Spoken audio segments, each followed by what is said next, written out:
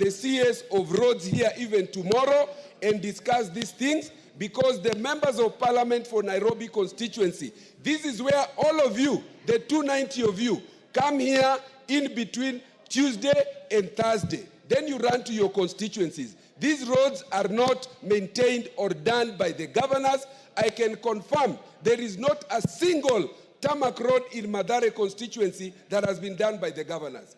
So we must deal with this issue, and I suggest that we summon the CS tomorrow and suspend all our activities and address this issue. Thank you, Honorable Speaker.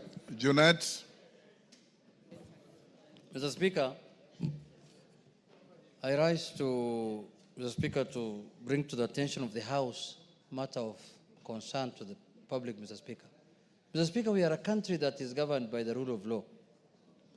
And the last 2 days, Mr. Speaker, there was an episode in Nairobi County, Mr. Speaker, where people who could not pay their bills, electricity bills, Mr. Speaker, went ahead and dumped, I think, 1 truck or 2 trucks full of garbage, Mr. Speaker, in front of the premises of Kenya Power and Lighting Company, Mr. Speaker. Garbage and swill. Garbage and swill. And swill. You know swill? I know, Mr. Speaker. Okay, go on. Is it sewage? Is it sewage? Mr. Speaker, Mr. Speaker, Mr. Speaker, I want to bring to the attention of the House, Mr. Speaker, that is not the way to do things.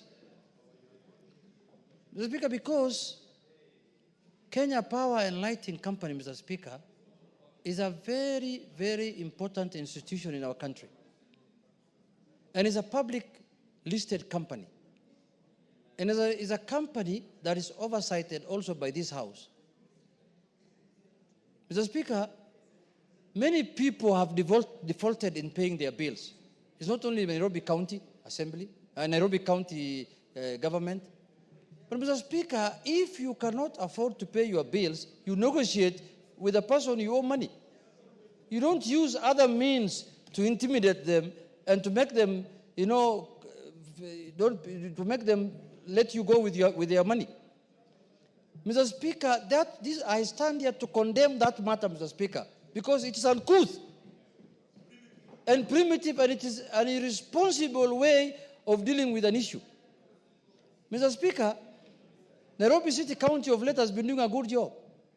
They have been trying to clean the city, to remove, kiosks on the roadside that have encroached on the public pavements, Mr. Speaker. But this act they did yesterday, Majority Leader, is unacceptable. How can you, at this time, intimidate a government institution? Even though some of the major shareholders might be private, even some of them are members of this House, I know, of Kenya Power, and I'm told they're getting very good dividends this financial year because Kenya Power is doing very well. I don't know, he's not around now, but he's a serious investor in that place, Mr. Speaker. But that's very good. Even as we aspire to be that. Somebody who's younger than me, that I don't know how we achieved that. I'm really worried, Mr. Speaker. I need to pull up my socks and do something, Mr. Speaker.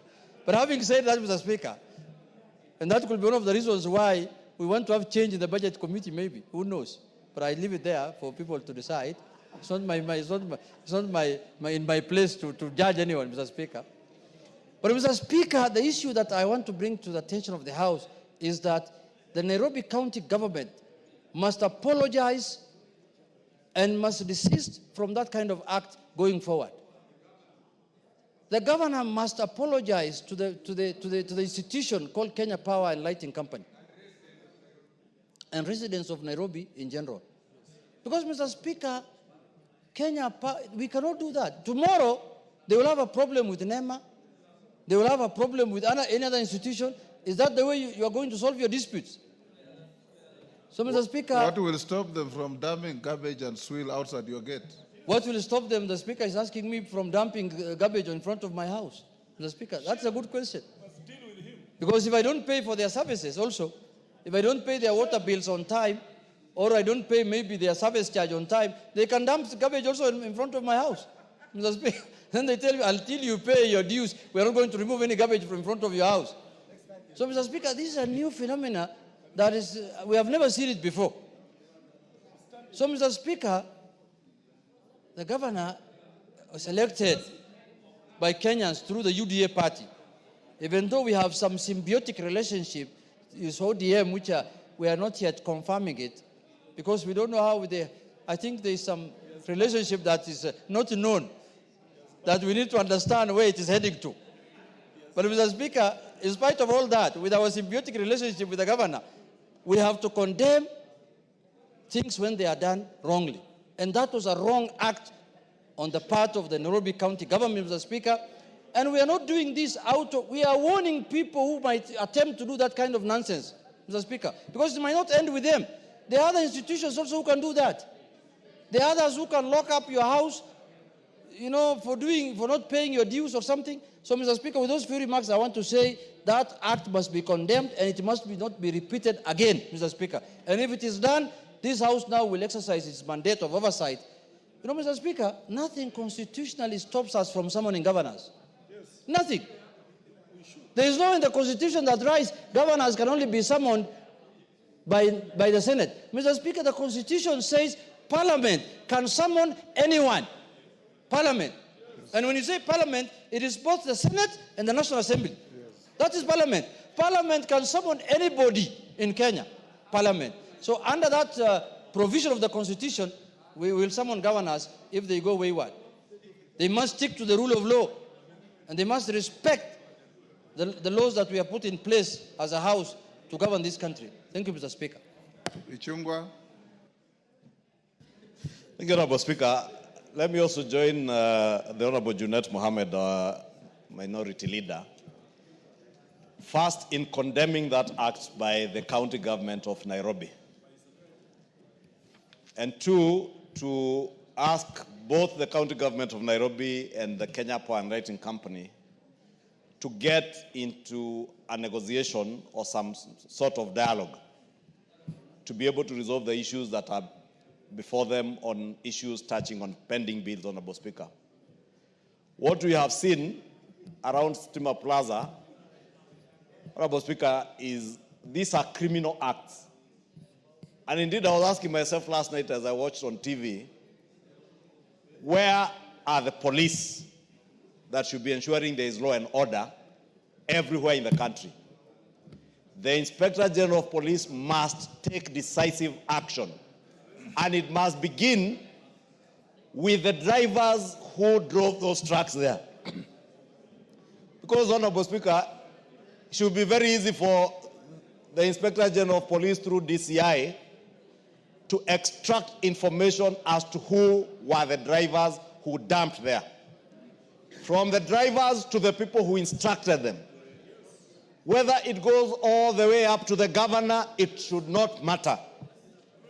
Because we should not entertain criminality in the guise of attempting to collect your debts from public institutions, Honorable Speaker.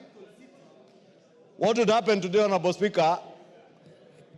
Our constituents, some of them are waiting for bursaries, others are waiting for grade 9 classrooms to be built through NGCDF, and members of parliament are here asking for NGCDF money.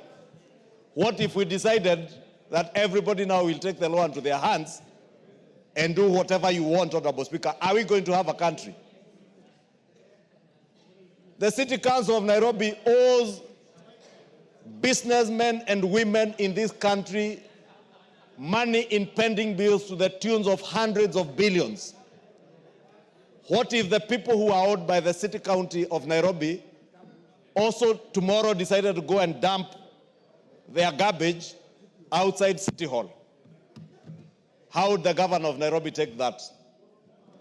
Number two, Honorable Speaker, under the integrity, it's called the EACC Act, Ethics and Integrity Act. These are not just criminal acts, but acts that go against the Integrity and Ethics Act. Acts under the NEMA Act. Yes, criminal acts under the NEMA Act, criminal acts under the Ethics and Integrity Act, and also criminal acts touching on economic crimes, because you are dumping garbage deliberately on a road and sewer. You will expend public resources to dump and to later clean up.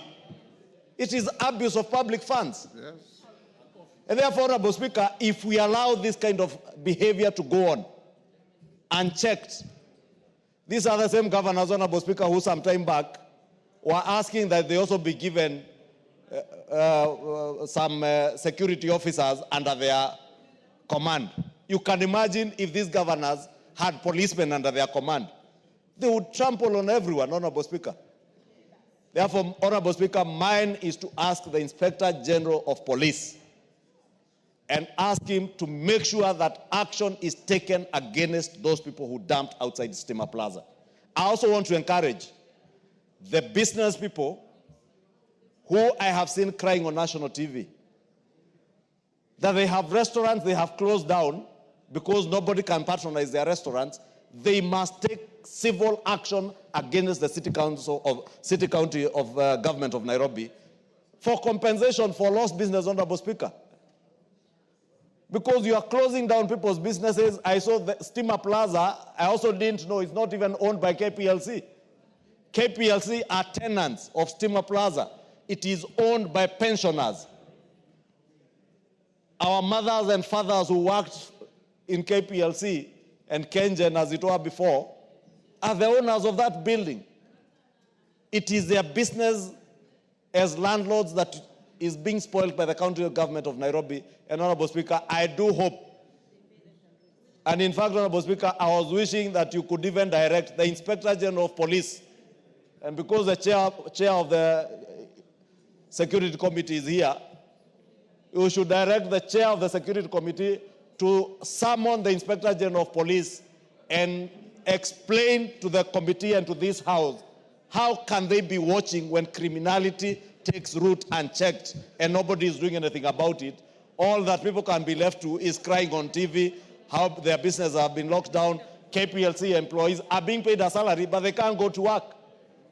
Honorable Speaker, I would beg that you direct the Security Committee of this House to pick up that matter together with the Energy Committee, with the Inspector General of Police and the ministry concerned to make sure that there is an amicable solution to this problem. But more importantly for the Inspector General of Police to ensure that criminal charges are leveled against those who dumped outside Steamer Plaza. That is a behavior that we cannot condone. Thank you, Honorable Speaker. Thank you. Tongoyo, we shall not allow this country to be reduced to a Wild West behavior, whereas you disagree with somebody and you send goons and hooligans to go and sort out your mess. That is not Kenya. And you must stop it. So I direct you to summon the IG to find out why no action has been taken against this publicized criminal behavior by the city government of Nairobi.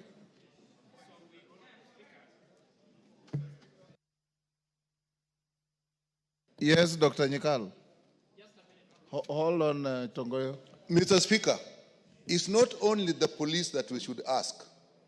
What was actually done is a public nuisance, and actually under the Public Health Act, the driver and their bosses who allowed that to open can be charged because they actually exposed people to garbage and soil, as you said, and that can easily cause an epidemic.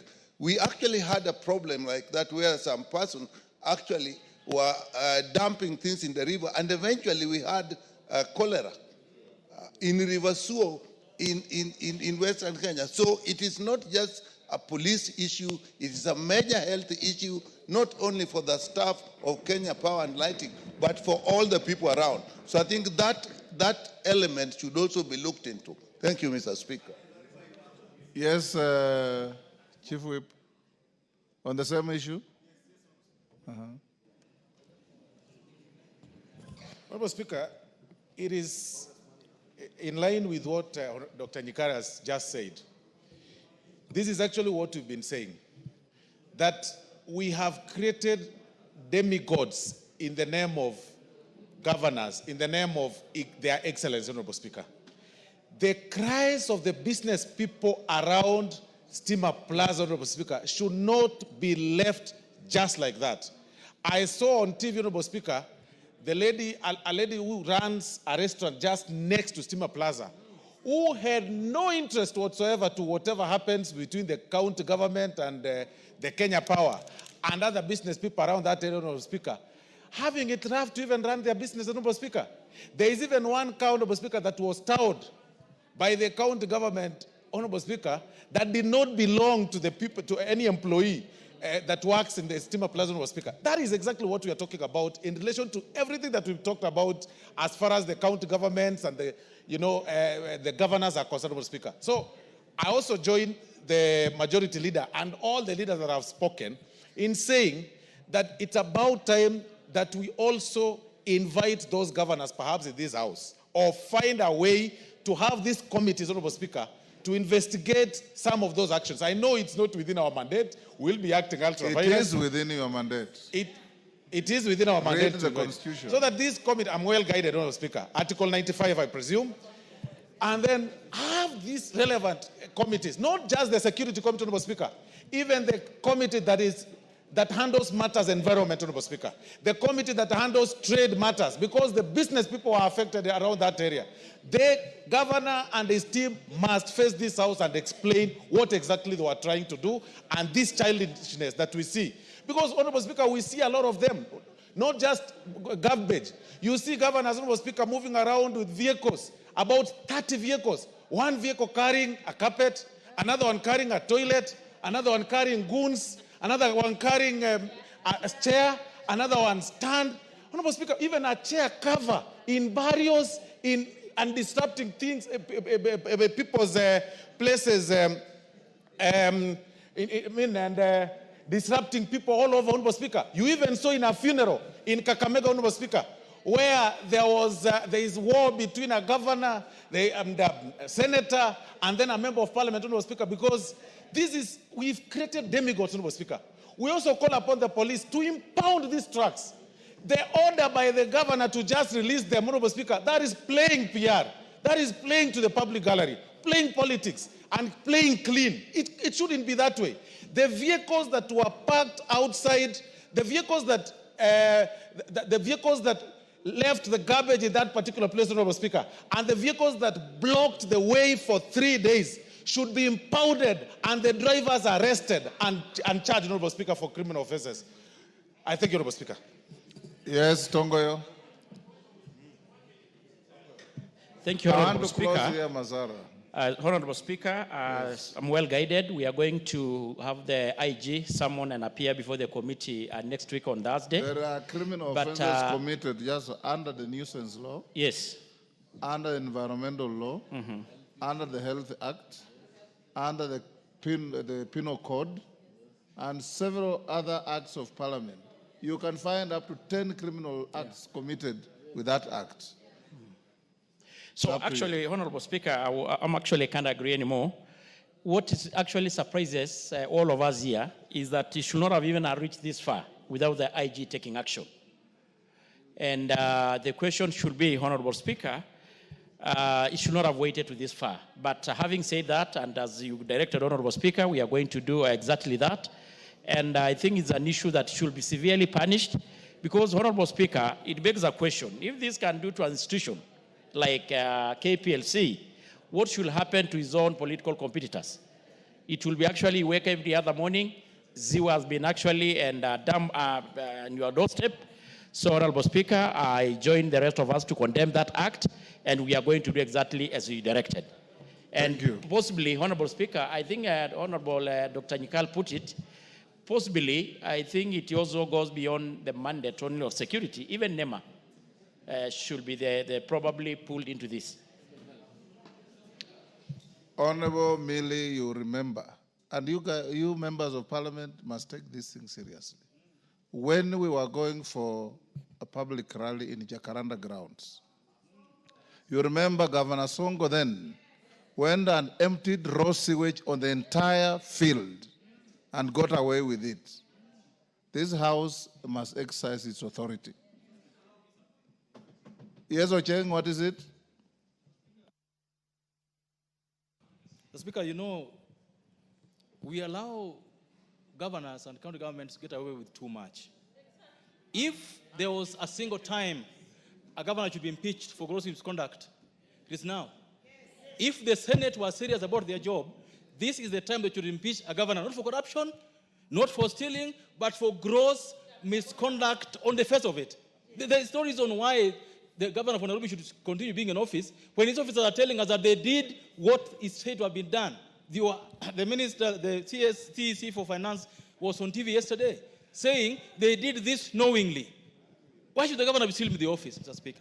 Number two, Mr. Speaker, on this matter, and Dongo has spoken, the idea that National Assembly cannot summon governors is illegal. We've always known this. I think this assembly must start summoning governors where they go afoul of the law.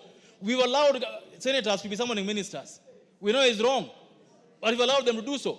I believe, Mr. Speaker, that you must give a direction that committee chairs, committees concerned should henceforth start summoning governors where they go against the law. We should not shy from summoning them because of anything. There's nothing against the law when you summon governors to come here. And after, I think the day Donde Botongo summons the IG, he must summon the governor also to come before that committee, so that these matters are handled in a manner that shows that this house has teeth and it will bite when it matters most.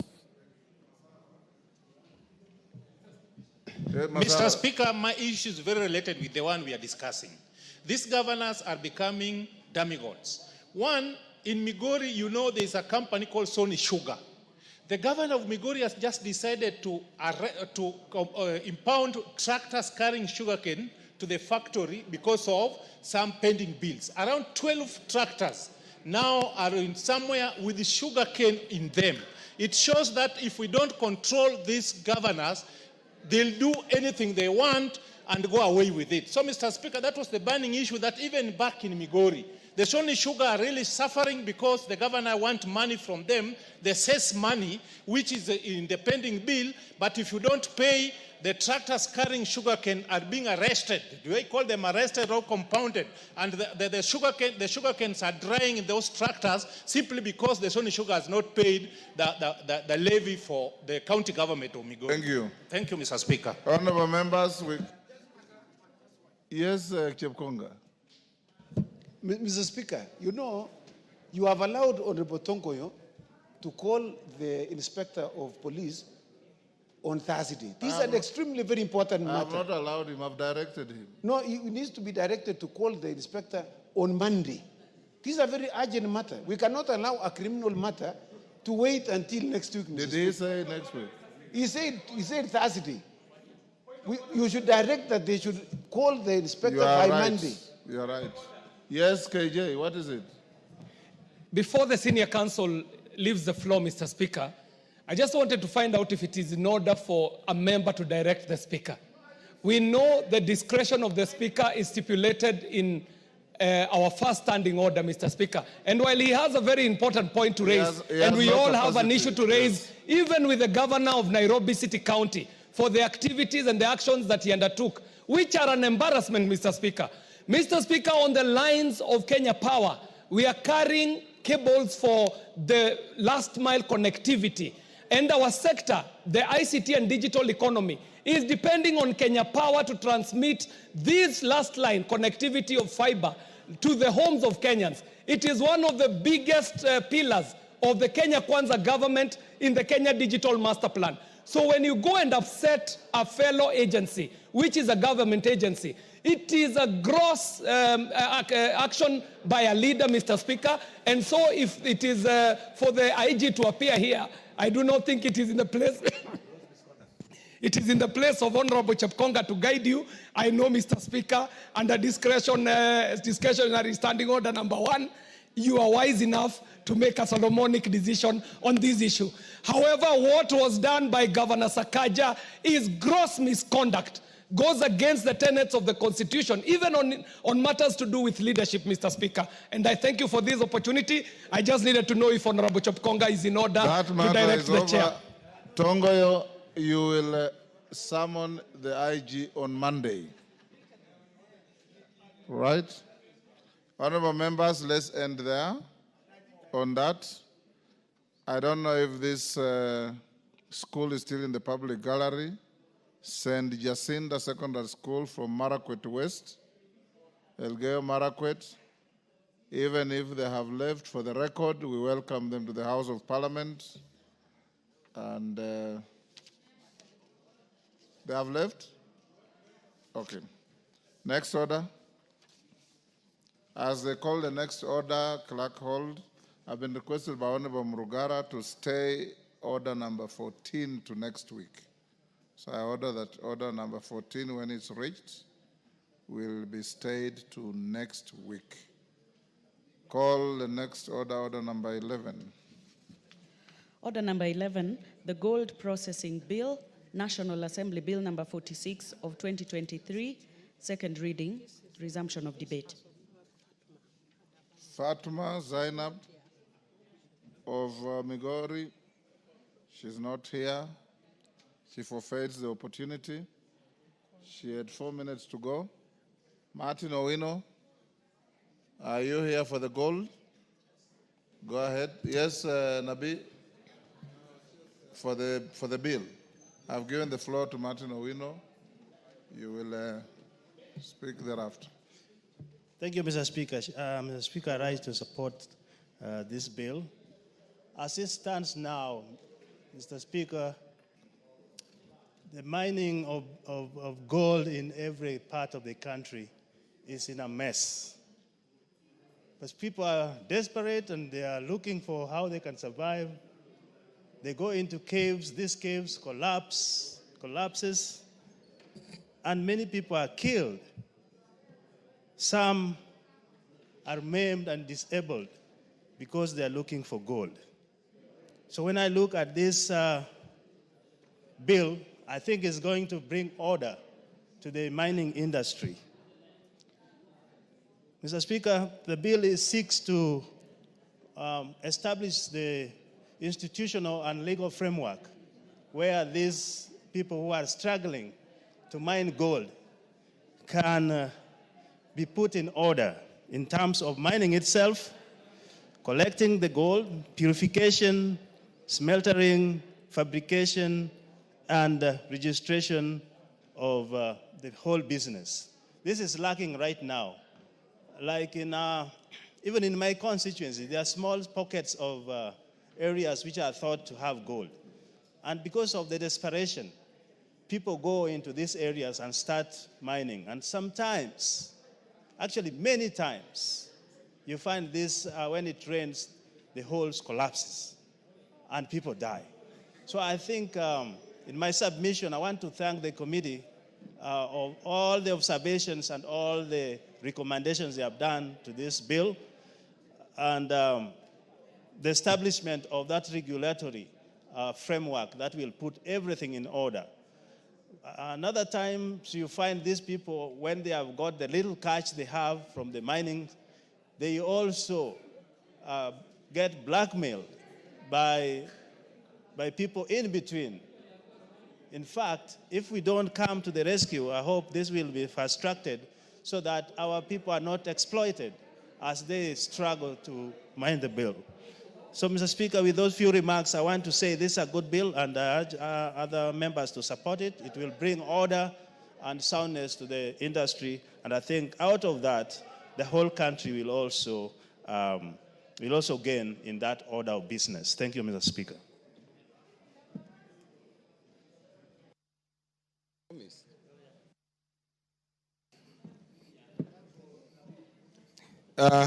Thank you, Mr. Speaker. Mr. Speaker, I rise to support the bill. Mr. Speaker, as you are aware, parts of Kakamega have quite a bit of gold deposits. But Mr. Speaker, we've lost quite a number of productive people because the business has been done crudely, haphazardly, and by exploitative forces. In actual sense, Mr. Speaker, the community, the county government, and the country has lost not only people, but revenues. Mr. Speaker, some of the people who have engaged our local people into mining as basically smugglers. And this bill will not have come at a better time other than this. And therefore, I want to thank Honorable Shinali and the members of the committee for processing this bill to this House. Mr. Speaker, when we have mining of gold, and we know in this country, western part of Kenya, which has been discriminated in other development, I see this as a God-sent opportunity that no one can take away from us. That if we can realign, we can smoothen, we can have a legal framework to mine gold, then we are going to improve the lives of our people. We are going to improve the per capita income of the people in Lurambi in Kakamega, the people in Ikolomani in Kakamega, the people in Bondo and other parts of Siaya, the people in Migori and some parts of Homa Bay. This therefore provides a platform even for the ministry and the Department of Mining and Geology to go further and find other areas in Western Kenya that have deposits of gold. Mr. Speaker, I was really concerned 2 weeks ago in Shinyalu, where we lost 2 people and 18 others were injured because they were mining gold crudely. Mr. Speaker, I also want to bring to your notice an individual I know who has made billions of money from the mines in Ikolomani, but unfortunately for us, Mr. Speaker, the people who mine are paid meager earnings, and the government does not earn any revenue. For this reason, Mr. Speaker, I support the bill. Honorable Dick Maungu. Thank you very much, Mr. Speaker, for the opportunity given that I may also add my voice on this important bill. Mr. Speaker, from the onset, I wish to really applaud my good brother, Honorable Ben Shinali, and the committee for having come up with such a progressive bill. Gold is an important resource. Mr. Speaker, Kenya is one of those few countries that God has blessed with this rare resource. And therefore, a law that comes in to kind of put order and protect Maloba in South and other areas, Mr. Speaker, we have these gold deposits. But for a long time, Mr. Speaker, our young men have been abused and misused by the so-called cartels who've taken advantage of these young people for lack of legislation and some framework within which they can do their processing, Mr. Speaker. And therefore, this bill moves in to bring order and sanity, Mr. Speaker, as we shall give protection to these people who actually do mining at that low level, Mr. Speaker. Mr. Speaker, as Ledos leaves young children without parents, Mr. Speaker. And therefore, having this bill that will ensure the environment within which gold is mined is safe, Mr. Speaker, will go a long way in ensuring there's integrity, a long way, Mr. Speaker, in ensuring that the artisanal miners, Mr. Speaker, are equally enabled on how they can be trained, they can be facilitated, Mr. Speaker, so that brokers and cartels don't take over the industry. Therefore, I raise support and say thank you to my good brother Shinali for a well-thought bill at a point in time. Thank you. Honorable Ferdinand Wanyonyi. Thank you, Mr. Speaker. I want to take this opportunity to talk about this particular bill. I think said by your brother from the area, and I'm also from the neighborhood of the gold mine in Kakamega. And I think quite a number of things, Mr. Speaker, should be done, and be done very urgently. First and foremost, I think I was reading a paper some times back, and I was told, it's about 2-3 weeks ago, that Africa is still very good at natural resources. And they have yet to be exploited, they have yet to be, we don't even have any structure in doing the mining of some of these natural resources in Kenya. And this particular area, the gold mine, and I think those years when I was very young, and it was even in school, that actually it was the best in Africa. The only thing is that there's very poor infrastructure. Chair, and I think I've had some committees that actually are involved. And Mr. Speaker, the area is just, you know, anybody can walk in, even you and I can walk in there and say, okay, I want to do it, so long as you give some tips to the people who are around there, and those people can now go in there and do the mining. So there's very poor infrastructure. I want to take this, that the administrative unit of this country, with the leadership of the area, including my brother who has actually proposed this bill, should be able to sit down with the gold mining interests, those who have come from outside the country. I understand there are even Japanese there, Chinese there, to sit around and be able to organize the way this particular mining can be done. And I can tell you, it's just not going to offer jobs to our people. It's also going to earn us a lot of foreign exchange, because gold is one of the very precious metal in the world. And even you can see even this speaker here, this, you look at it, is all but gold, very precious.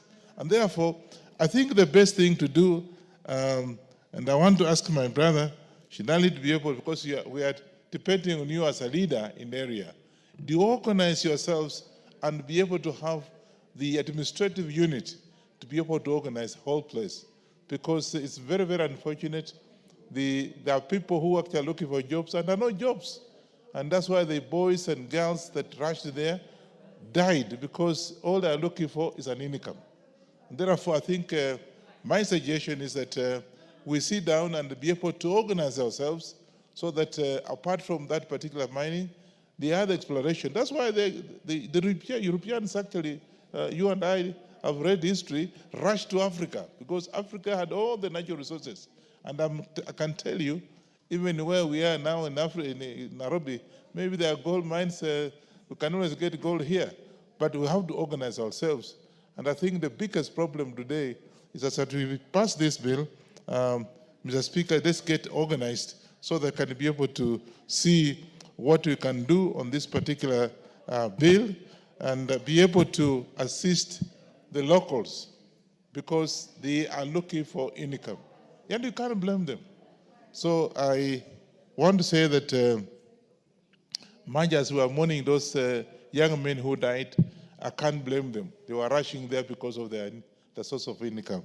And therefore, Mr. Speaker, I want to say we get ourselves organized. I think the Ministry of Mining, it should be taken there and be in charge of organizing the whole mining structure so that we don't have a repeat of this, for the benefit of this country and for the benefit of the people from Kakamega and the benefit of the people who actually are surrounded that place, including you and I. And therefore, I support this and ask the Member of Parliament to take leadership like you have done now, not because you saw people dying, but for the future of this country, so that you're on record to be able to assist our people and the ministry so can do proper mining of the area. Mr. Speaker, I want to support this. Thank you. The Honorable Samuel Atandi. Thank you, Honorable Speaker, for giving me the opportunity to make my submissions on this bill. Honorable Speaker, I rise to say that the Gold Processing Bill 2023 has come to this floor of the House at the right time, and the bill is timely because of the issues the bill is seeking to correct. Honorable Speaker, when you hear about gold, you basically think gold basically is about money and wealth. But Honorable Speaker, when you go down to listen to the people involved in the mining of gold in the villages, Honorable Speaker, you would be surprised the kind of the nature of the workers that are working in those environments. Honorable Speaker, gold miners are some of the poorest workers in this country. And gold mining is not beneficial to the miners, principally because, one, Honorable Speaker, the returns that the miners receive from this work does not come. One of the reasons why the returns are not there is because of the existence of middlemen in the sector. One of the things which this bill is seeking to correct, the establishment of the Gold Processing Corporation, which is one of the most fundamental articles in this bill, is very, very important, Honorable Speaker, because this corporation is going to ensure that basically there's order in the way gold mining is done. It is seeking to create a board. It is seeking to create a board that is going to ensure that there's testing, there are standards, and also there's safety. Honorable Speaker, you are aware that in the recent past, in many parts of the country, a lot of Kenyans, we have lost a lot of Kenyans who are involved in this mining in the mining sector. This is because the safety measures that are supposed to guide the workers involved in this sector do not exist. And this corporation, Gold Mining Corporation, is going to help us to ensure that their safety measures are in place, and therefore there's going to be order. The other thing, Honorable Speaker, I spoke about the returns. Honorable Speaker, if a sector is not organized and properly regulated, then it goes therefore that even the workers in that sector will never be able to get proper returns. And therefore, Honorable Speaker, if you travel to places in Siaya, sections of many parts of Siaya County, my constituency specifically, you find that there are many segments of the constituency where miners are working daily. And, when you go into those places, Honorable Speaker, there are no equipments. The gold mining is a mechanical exercise. It's a manual exercise. So, Honorable Speaker, by this bill seeking to create this corporation, one of the things that they are seeking to do is to also seek to introduce technology and make this process seamless, commercialized, make it even bring equipment that are able to be used to mine gold in a way that even the environment is protected. Honorable Speaker, there are some parts of my constituency where gold miners are working. We had a situation where we got one of our roads, getting demolished because the way the miners go around, they are mining underground. Honorable Speaker, the mining starts here, but these people will go up to Nyayo Stadium on the ground.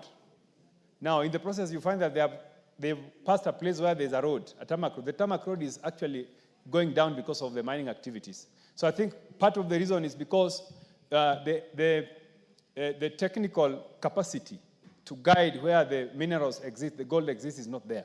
So I think this bill is really, really important, and I want to ask members of this House to really pass this bill quickly, to allow this bill to be in action for the safety of the people involved in the mining sector, and also to ensure that people involved in the mining sector are getting returns. One of the things that this bill has not addressed is compensation for people who are donating their lands for mining.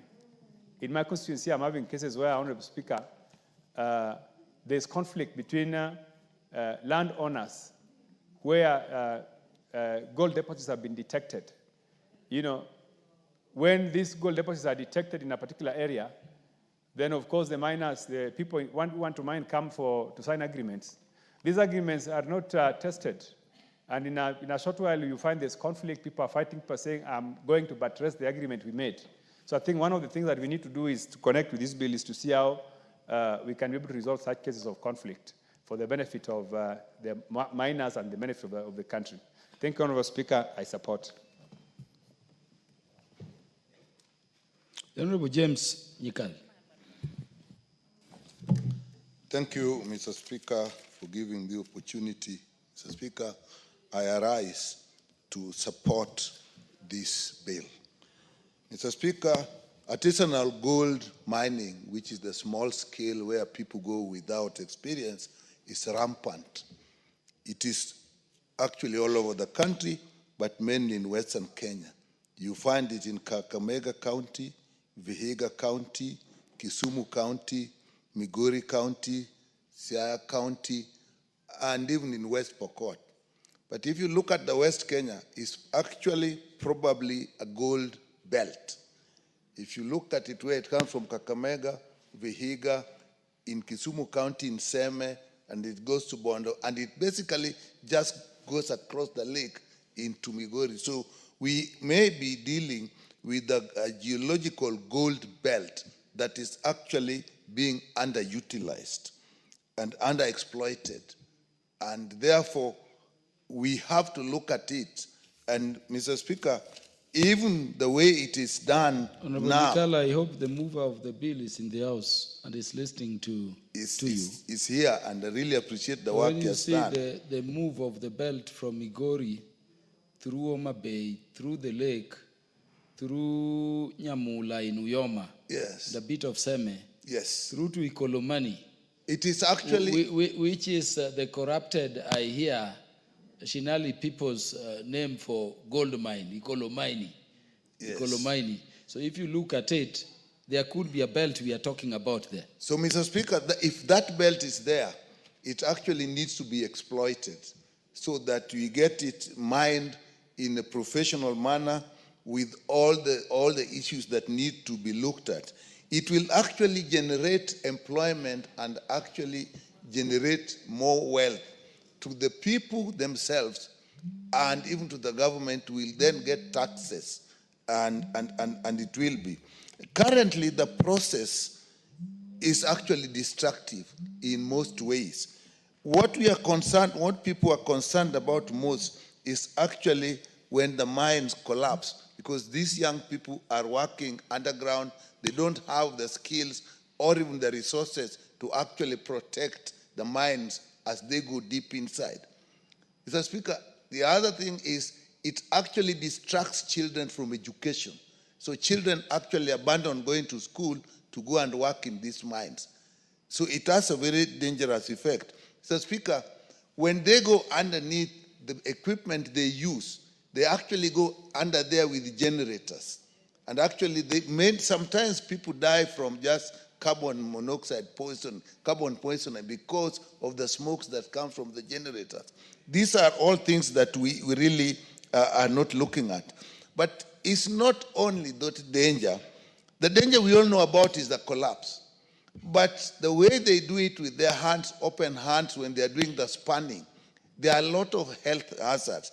The chemicals that are used, mercury, is very poisonous, neurologically extremely poisonous. Arsenic is a slow killer. Arsenic can actually be used to poison people. And those are the things that are used. Lead that they use in gold mining is actually very toxic to the kidneys. And some of these people may actually gradually die slowly of kidney failure. Cyanide is an acute poisoning. But then the dust itself, the silica, the dust, when they go there under dust for a very long time, then of course they inhale the dust, and actually it is dangerous to the lungs. So maybe in their old age, under 40s and so on, you start seeing people dying of chronic lung disease, and which can even go into heart disease. And it may be difficult to actually relate it to the activities that they have gone through. So this actually is it's a very dangerous thing. So, Mr. Speaker, I think not only that, some of these chemicals are actually carcinogenic. They are cancer-causing. And some of them actually have the effect of even affecting unborn babies. Mercury in particular is known for doing that. So the dangers are numerous. The returns are not that good because of the exploitation.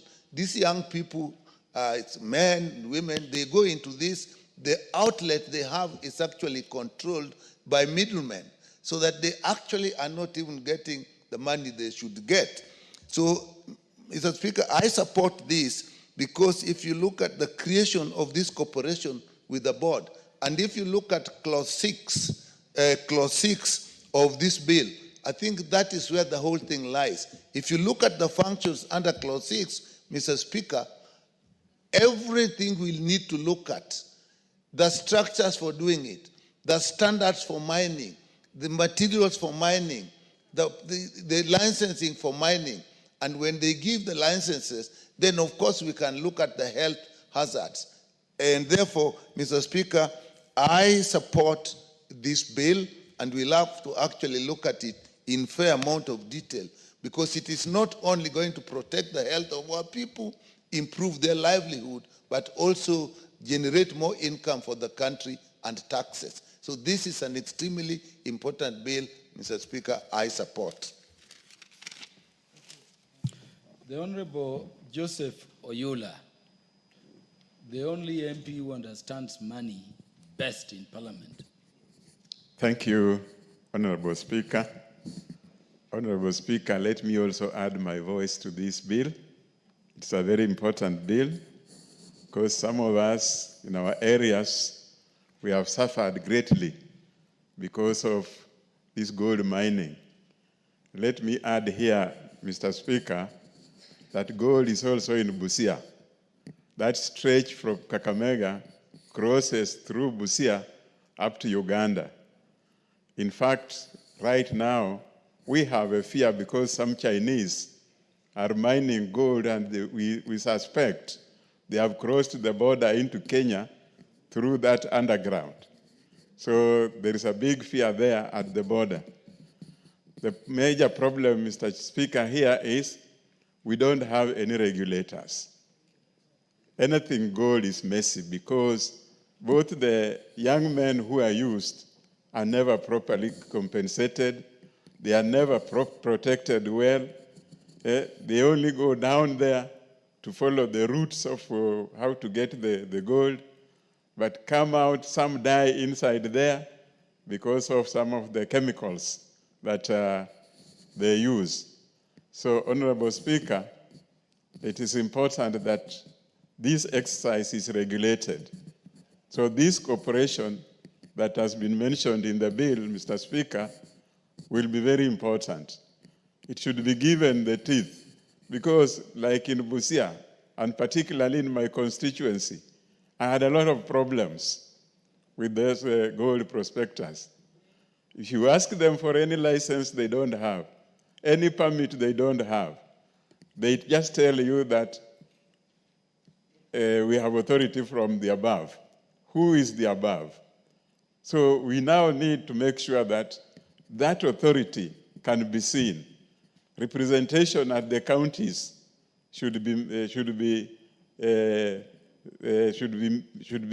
made sure that we have the respective ministry having representatives at the county.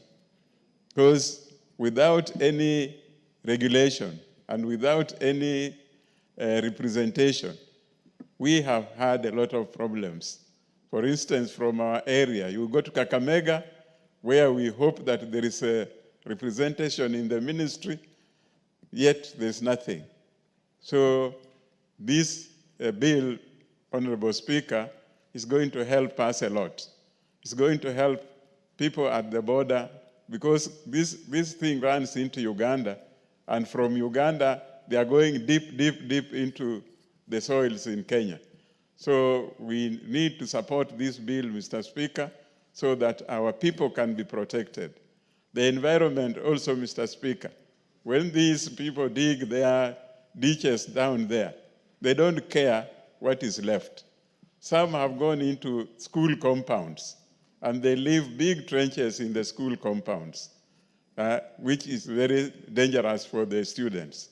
So we need such a regulation so that, and a corporation that can manage this for the country properly. So I stand to support this bill, Honorable Speaker. Thank you. The Honorable Dr. Naomi Wako.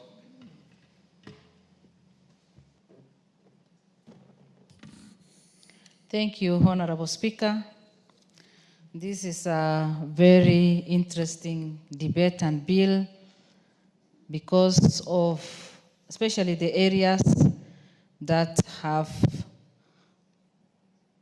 some gold, like my county, whereby a place called Dabel, for the last 5 years, gold, miners have been there trying to get and also grow their wealth.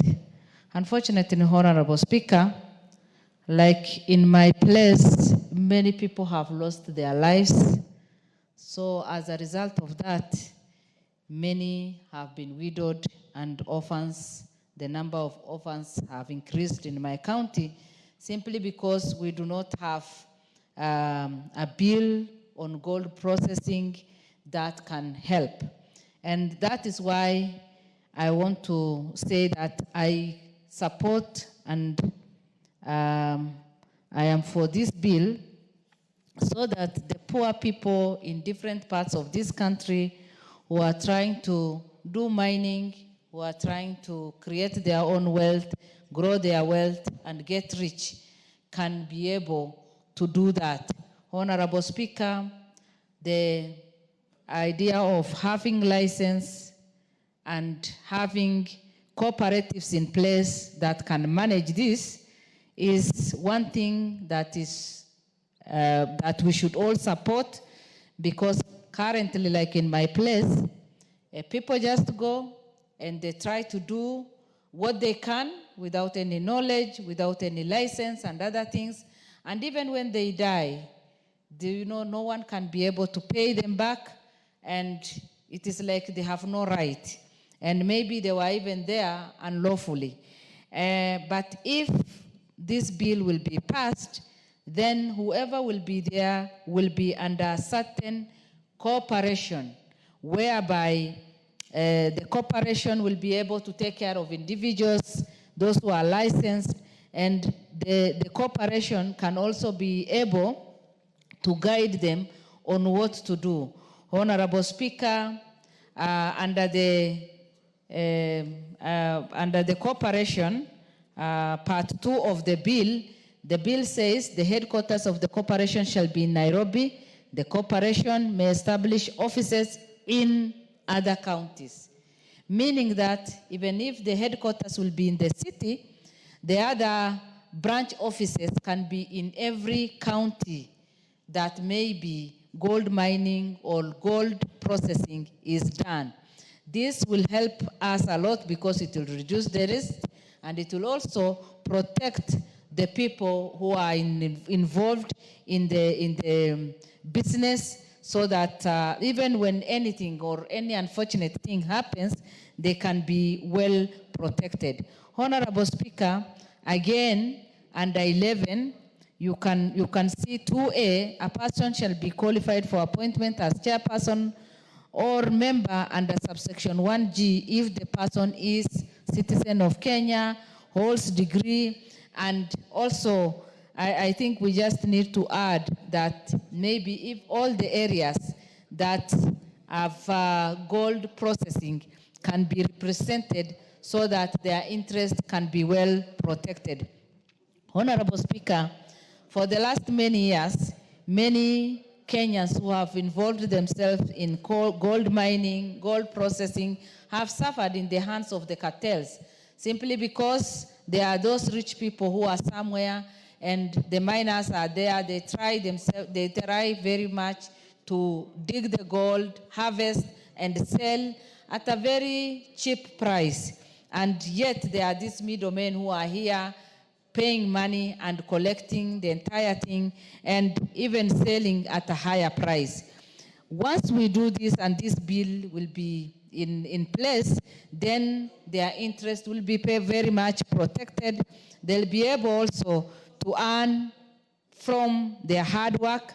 Then the counties will also not be left. I'm sure some percentage will be given to the even beneficiary, local community around there, some 10-15%, so that they can be able to benefit. Honorable Speaker, this is a bill that needs to be done quickly, and the President needs to assent so that Kenyans can be able to benefit from this. And also, we know very well that all the areas that gold have been, spotted or seen, many people and the countries, different countries, have grown rich because of gold and the sale of gold and all these other things. And unfortunately, in Kenya, we have not put rules and regulations in place. We have not put laws that can guide us, can guide even the government in place. And that is why we need to do this. And I support this bill so that we debate on it, we finalize, and people will be given their license. They should also start their own corporations so that through the corporations, then all the individuals or the companies can benefit, and also see how this can be done in a way that the miners or the people who are involved will not suffer, because currently they suffer a lot because they use their hands to dig, they go down there, and that is why many times in our own place, many people have lost their lives because they are not protected, they don't know what to do, but they know that once they harvest enough gold, they'll be able to transform their lives. Honorable Speaker, with those few remarks, I support this bill, and it is my prayer that many Kenyans' life will be transformed through this. Thank you. The Honorable Geoffrey Mulanya Wakili. Thank you, Mr. Speaker, for giving me this opportunity to speak about this Gold Processing Bill 2023. Mr. Speaker, when you mention the word gold, in the minds of many Kenyans, it sounds that that's the gateway to riches. And that's why you will find that in many parts of where we are having this crude gold mining activities, we have scramble that leads sometimes to death. And perhaps it is very important that this particular bill is brought by a member representing a constituency that is a gold mine, the Honorable Shinali. We thank you for thinking it wise to bring, because you have more experience on what has happened to your constituents. And recently we saw actually what happened, that we lost we almost lost lives of good Kenyans in this particular gold mines. Mr. Speaker, as it was said by Honorable Nikal, who is a health expert, the underlying issues that go unnoticed. In most instances, we talk about miners trapped underground, but people forget to talk about the health hazards that go with this crude gold mining. It is a requirement under the law that any person in a construction work must put on protective gear. However, without regulations, we have these crude gold miners, they go underground without any protection whatsoever. And at the end, as much as they come out of the gold mines alive, they pick up some chronic diseases that will affect them, and slowly by slowly, they'll die from their homes. And Mr. Speaker, we have followed from the Western region, areas where this prospective gold mining or crude gold mining is being undertaken. And in particular, Mr. Honorable Yula has mentioned that in Busia we have a crude gold mining activity in an area called Bumutiru, which is in the Butla constituency, that neighbors Nambali constituency. And what we have experienced, we find that many people abandon their farm work. They abandon their families. They go to prospect on gold mining, and in the end, they come back empty-handed. They waste valuable time that they will be working on their farms so that they can support their family. What they come back with is something that cannot support even to feed their family for a week. That particular time, if it was to be put to proper use by working on their farm, perhaps it could be meaningful. And for that reason, I support the proposal to have the gold mining corporation, so that this corporation can put order to this particular sector. Let's have a proper geological study to confirm that the prospects of gold in that particular area is worth the mining, and also the regulations that any person to undertake this mining must, first of all, follow the safety precautions that are required for any construction site. Mr. Speaker, we also know that our government is losing revenue. This is a hard time that we don't have enough revenue in this country to support even NGCDF. We don't have money because of the hard economic times. But when we have resources like gold that is being smuggled, the government is not benefiting. The local government is also not benefiting. The land is being degraded because when they dig tunnels underground, the land becomes weaker. The soil topography is also interfered with. So there are so many things that are lined up so that we need to control. And as a house, this is the most important time that we put this in control, because where there are no regulation, there's disorder. And indeed, there's a lot of disorder in gold mining in this country that is leading to death, leading to poverty, which we as legislators, we are under duty to control. And I thank the Honorable Shinali for, and the committee for bringing up this bill. Thank you, Mr. Speaker. I support the bill. Honorable Peter Francis Masara, you want to speak to this? Yes. Thank you, Mr. Speaker. Of course, you know, my name is Masara, and Masara area has a lot of gold. So that's the reason why I have to add my voice on what has been said by other members. Mr. Speaker, this bill is very important. This bill will enable the artisan miners to get what is rightfully theirs. Mr. Speaker, currently as we speak, those miners, this area is unregulated. There are so many cartels. There are so many people who purport to have licenses, and they are actually doing things which are not in law. We have Chinese, especially in Migori, the Masara area, Osiri area, in Kuria, in Rongo, where gold is found.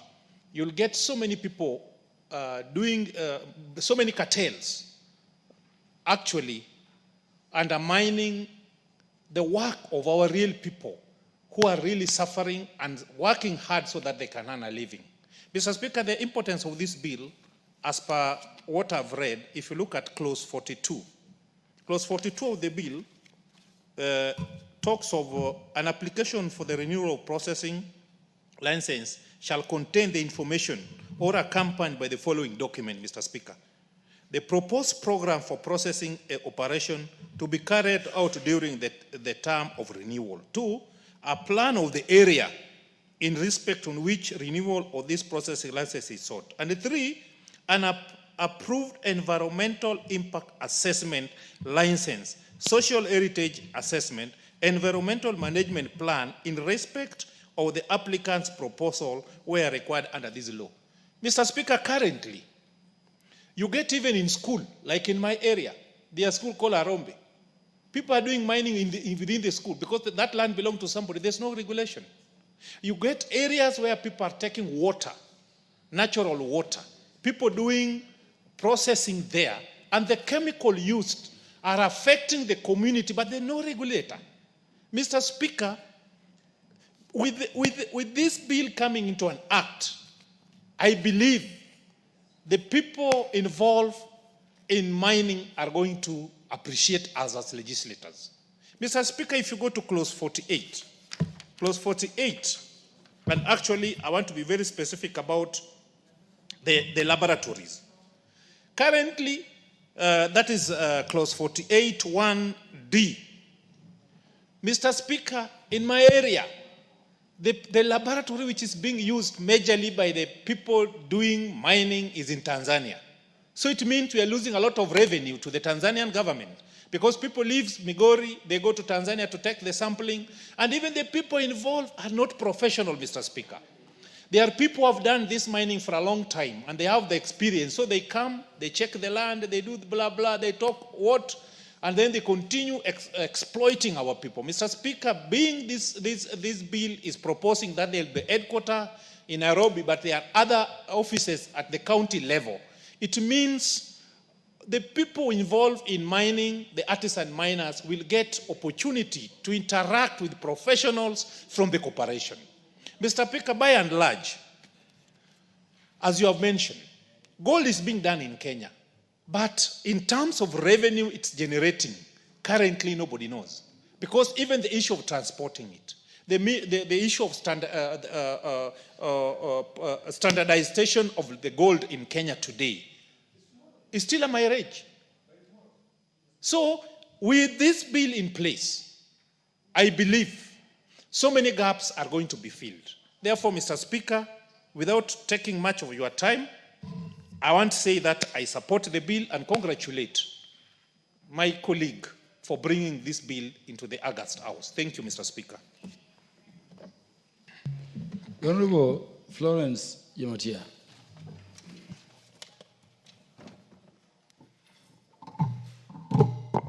Thank you so much, Mr. Speaker.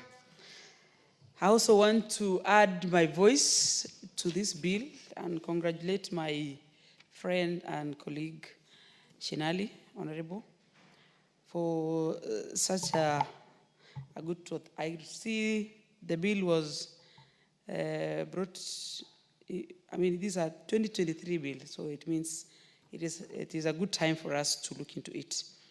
Mr. Speaker, if you ask me, I think apart from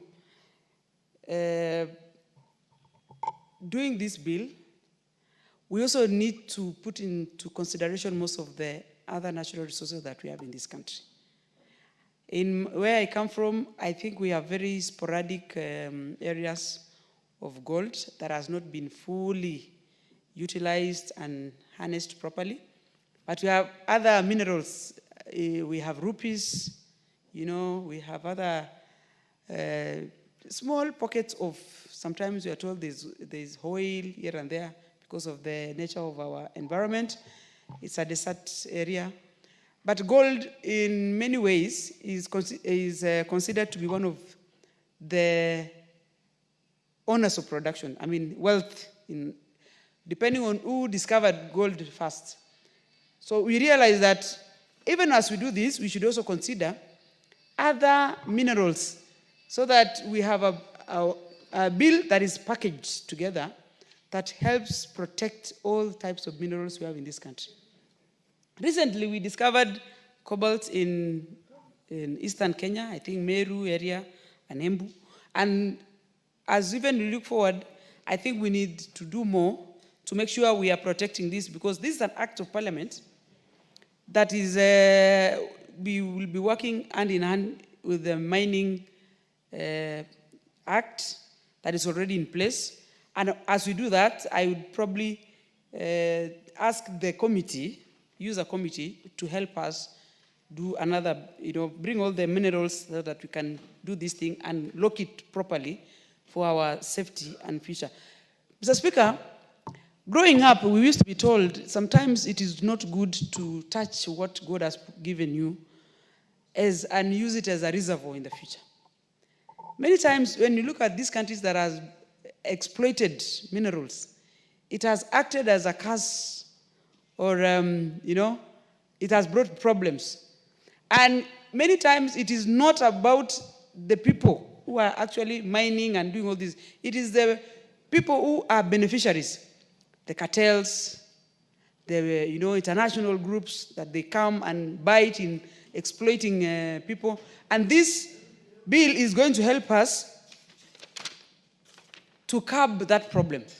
And if you look at the bill speaks for itself, that it is going to establish for the establishment and composition, functions, and management of gold processing corporation provide, and also provide for the application, cancellation, and renewal of gold processing license, and for also connecting purposes. This is going to be a very good link from the people who are mining and the communities there in terms of royalties. How many royalties should be going to the community?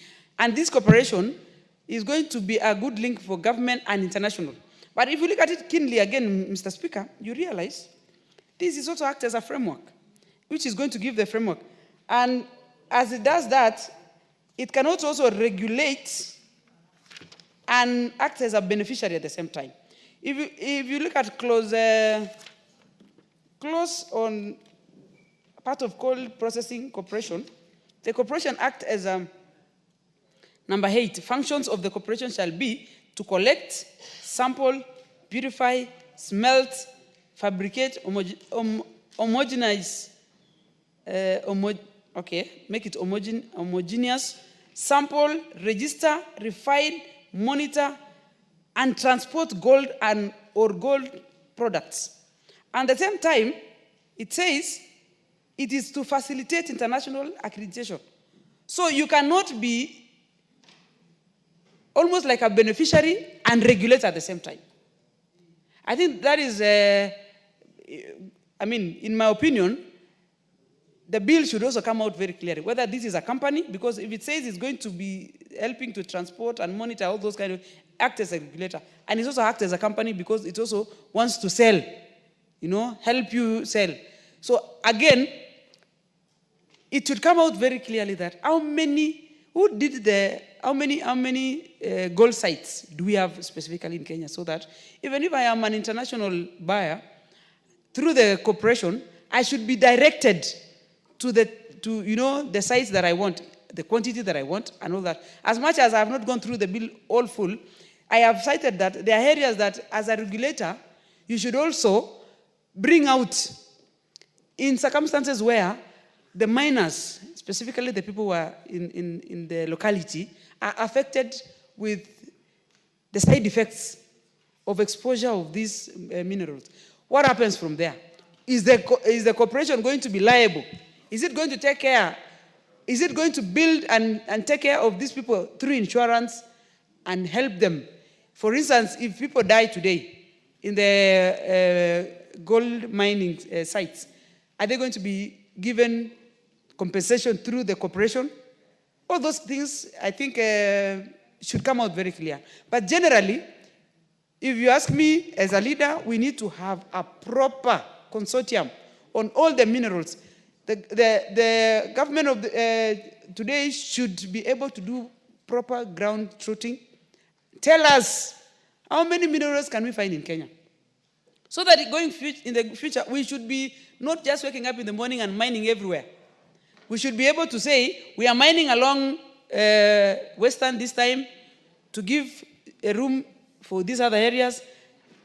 Because mining, once you mine, you might not get it. It's not something that it is regenerating itself. It is wealth that once you touch it, you're most likely going to, exploit it more. And it's going to deplete. So what happens? Suppose we depleted all the minerals, like gold here, as much as we are putting in this process, what happens in the future? So we need to have it because we should probably, through the corporation, we need to have our reservoirs. We don't have to sell all the gold. We can also put it as our banks. In the banks to act as in the future, the dollar might not be there. We can also trade using it as one of a backup of survival in the future. We never know what happens at the dynamism of the world today. Otherwise, Mr. Speaker, I support, and probably if given opportunity, we can do proper amendments and make it clear to the people who are going to consume. Thank you, Mr. Speaker.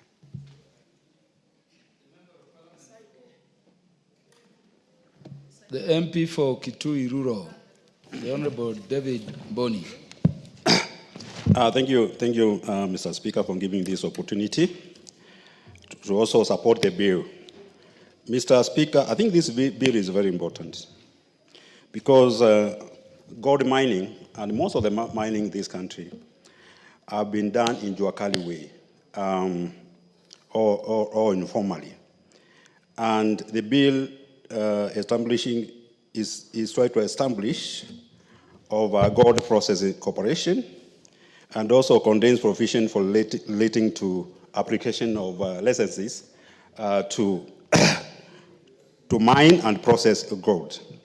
Mr. Speaker, many of the miners who are mining these golds, they are actually poorly earn from the process of mining due to middle people. Because when they mine, most of them, they may not even know what kind of gold in terms of quality. And there are so many middlemen in this sector. Mr. Speaker, many times you hear people have been conned, people have been sold gold. And at the end of the day, you realize it's not even gold. I remember one time my uncle was sold gold. But when he went to the house, he found it was salt. So a lot of people have also lost a lot of money because of this kind of activities.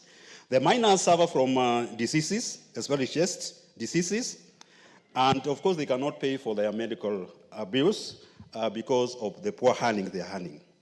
So if the bill is going to establish a society to help them negotiate and fight for their rights, I think this bill is a very important one, because they are going to earn what they deserve. But Mr. Speaker, following what other members have said, all minerals in this country should be processed in the country. I remember, for example, gold is sold in raw form. Anybody who knows titanium, which is being mined in Kilifi, no, not Kilifi, in Kwale, the titanium, the person or the company which is mining titanium is collecting all the titanium and taking it to processing somewhere in China. And you know, titanium is a very valuable mineral because it's used in making watches, which we have. It's also used in making some parts of aircrafts. And these are very valuable good products.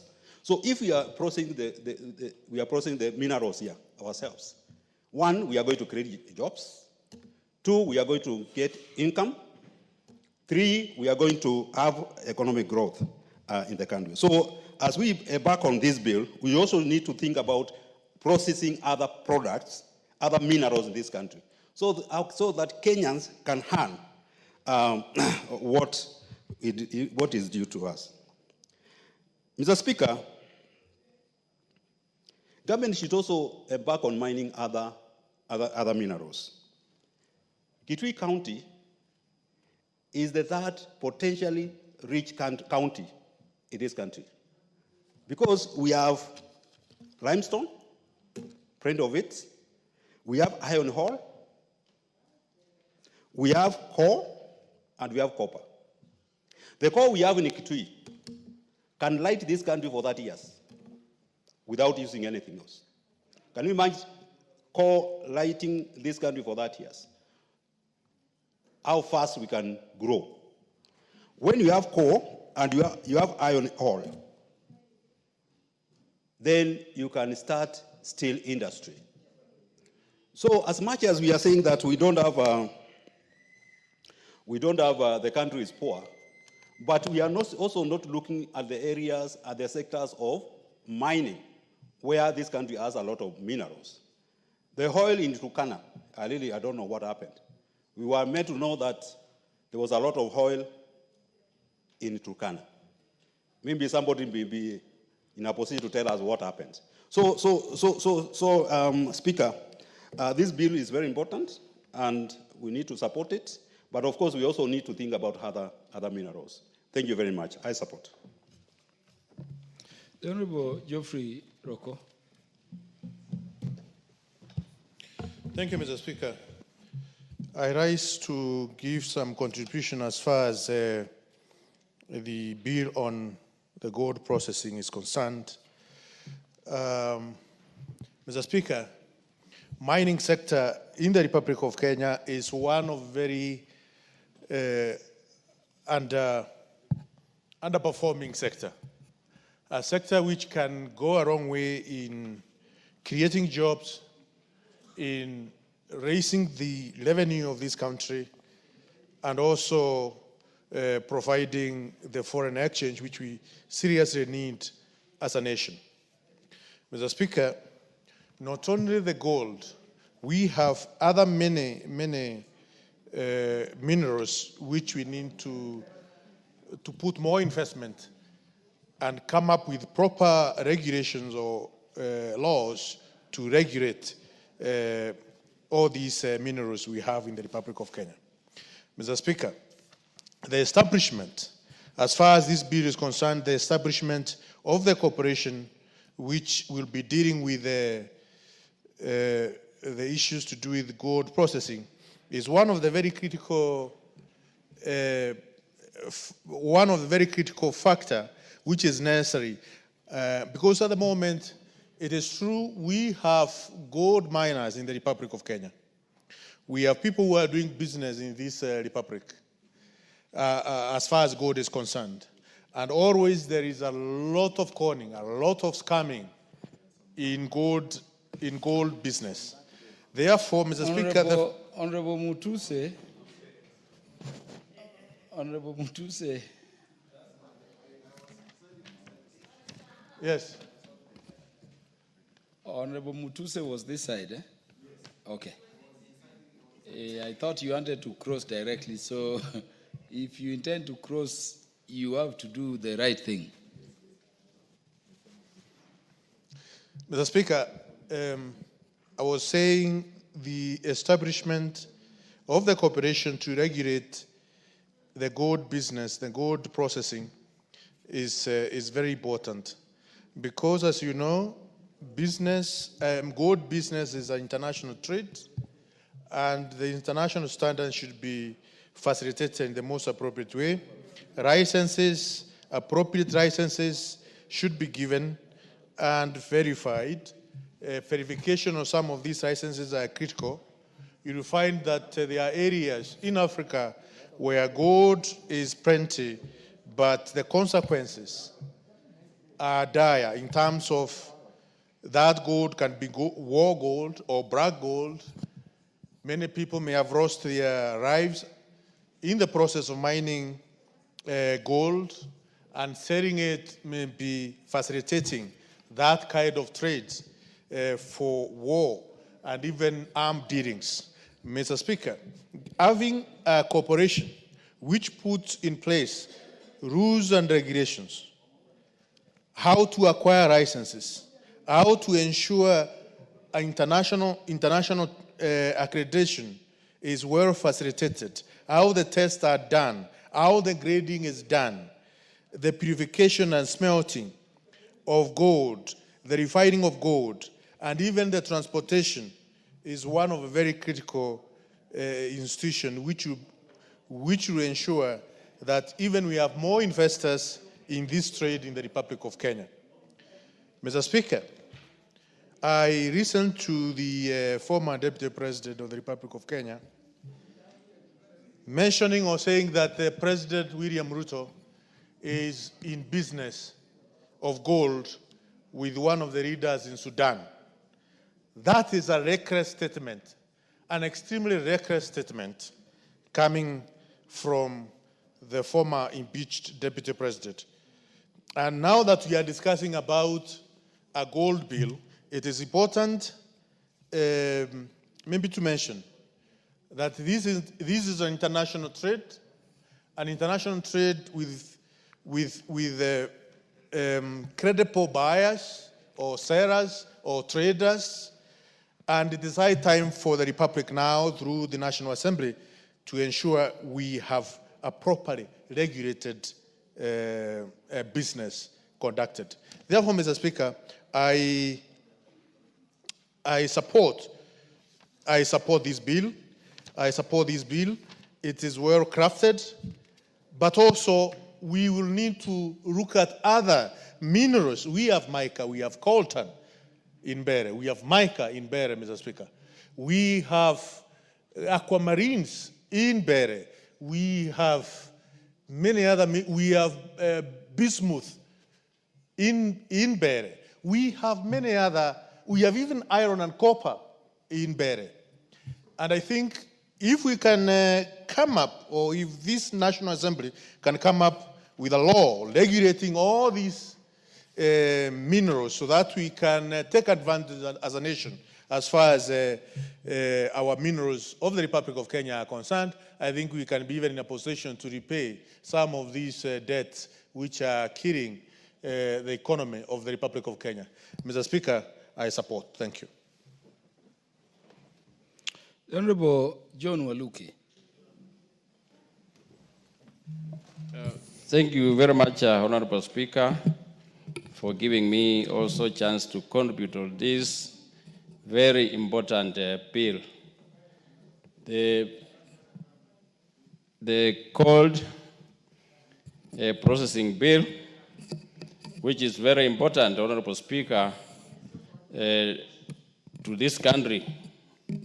If our government can seriously take measures to make sure that this bill has succeeded. I urge the House, Honorable Speaker, to pass this bill. Honorable Speaker, I've rise to support this bill because the MP, and also thank the MP for Ikolomani, Honorable Shinali, for bringing it up. It is due on time, Honorable Speaker, because our country needs to grow economically. This bill can grow the economy of this country, Honorable Speaker, and I'm happy always to say, I'm a proud Kenyan, to say that our country has a lot of minerals, natural minerals like oil. Honorable Speaker, I used to be in the military myself, and we used to keep peace for the visitors who came to do survey for oil in this country, Honorable Speaker. Those days, and there are so many areas that were discovered that has oil, like Bokot, like Marsabit, like Baringo, like Moyale, like even in the ocean, Honorable Speaker. And sometimes because of maybe lack of enough security, because when you drill oil, we are lucky that the oil from Arab countries, Honorable Speaker, if we drill enough oil, they will also have a problem to have oil in their area because we are in the lower side. Honorable Speaker, I keep on asking myself many times that there are cartels in this country, Honorable Speaker, who buys gold from our miners. And Honorable Speaker, I keep on asking myself that who is the cartel? Who is the cartel? Who buys this gold that the miners in this country always struggle to get? Some, even the miners die in those mining holes. Where does this gold get sold to, Honorable Speaker? Because this country could be rich. Those days it used to be this Indian who used to buy gold at that time, Honorable Speaker, but he moved from this country to Nigeria. Honorable Speaker, the country should be serious and control, regulate the licenses of those who wants to get license for the mining of such an important mineral like coal and other minerals, Honorable Speaker. Because Patin, that time it was Patin who used to buy. But these days we don't know who buys it. And that is the question I keep on asking myself, Honorable Speaker. Honorable Speaker, there are people who get license behind the government knowing, and the government should be very strict, Honorable Speaker, because I witnessed this with Chinese when Honorable Shinali called us to witness when they were commissioning the company that is going to do this. I attended, I saw some machines, and I was very happy that this gold is going to help us as a country. Honorable Speaker, with those few remarks, I support this bill. Thank you. Honorable Stephen Mogaka. Thank you, Mr. Speaker, for the opportunity to also contribute. And I want to thank the sponsor of this bill for bringing a bill that is going to help regulate a hitherto unregulated industry. We know, Mr. Speaker, that gold mining in this country has been done majorly by individual experts who know how to identify gold, but the beneficiaries are always people who are not directly involved in the search, mining, identification, and production of this gold.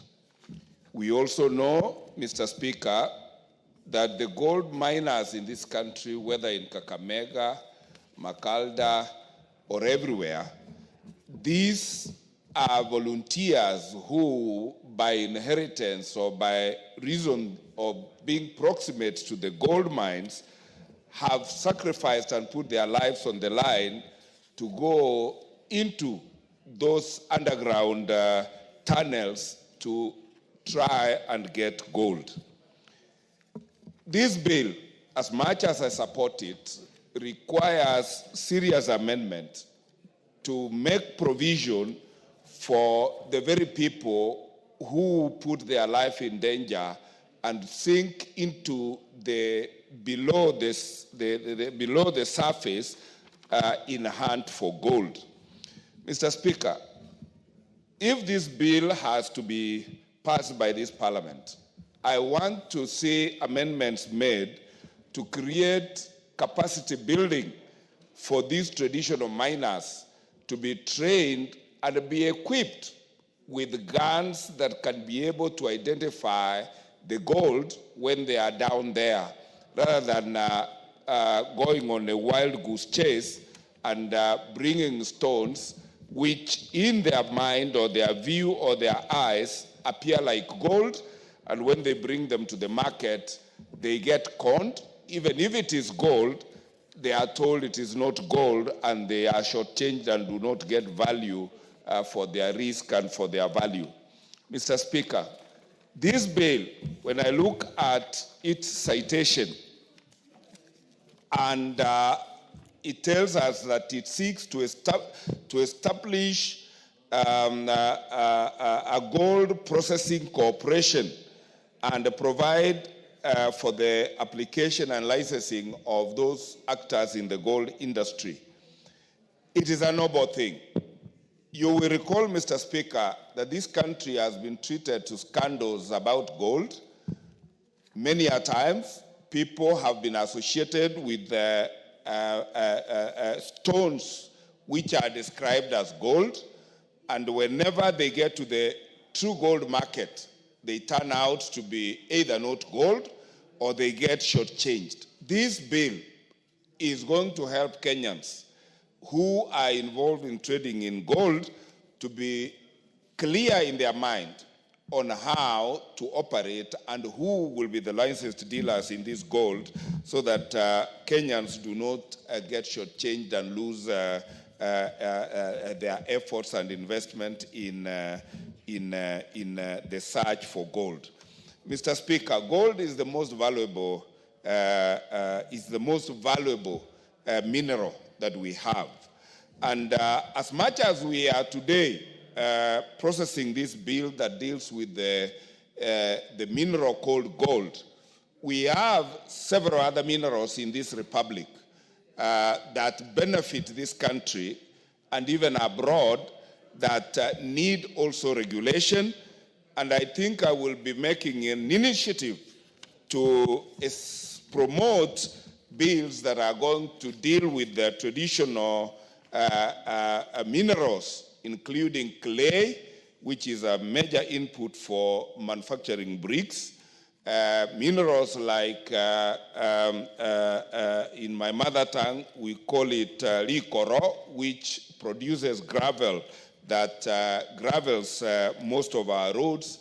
And many a times, the owners or the producers of these minerals, like clay, like the gravel, do not get value for their money. It is time that the 13th Parliament legislated to protect the owners of the clay that manufactures bricks and other valuable construction material, the owners of gravel that helps gravel most of our roads, and to make sure that these locals also get to benefit.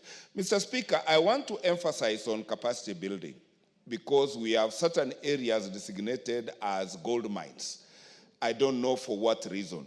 Unless we capacitate our people to be able to identify gold or to identify various other minerals which may be lying unidentified and discovered in this republic, and which, if exploited, would expand our GDP, then we will not be putting this country on a competitive platform in the international market. Because gold is traded in the international market, it helps create our national reserves, particularly in the banking sector, and it is important that other minerals that help manufacture cement, that help manufacture steel, all these minerals need to be mainstreamed, and it is up to this legislature to come up with bills such as the gold bill that we are dealing with today, to make sure that every particular mineral in this republic is covered by legislation that ensures that not only the owners or the people who originate from that mineral deposit get value for their money, but the Republic of Kenya gets value for money. And with those remarks, Mr. Speaker, and on behalf of the people of West Mugrango constituency to whom I'm indebted, I support this particular bill. Thank you for the permission to speak. Chairperson, Departmental Committee on Education and Research, the Honorable Julius Meli. Thank you, Honorable Speaker. Honorable Speaker, I stand to support this bill and thank Honorable Washali, who has seen it right that the gold processing sector or the gold sector in this country be regulated, be organized, and be further developed. This bill, Honorable Speaker, is long overdue. I do remember one time that the government did a resource mapping known as the Natural Resource Information Mapping System in 2016.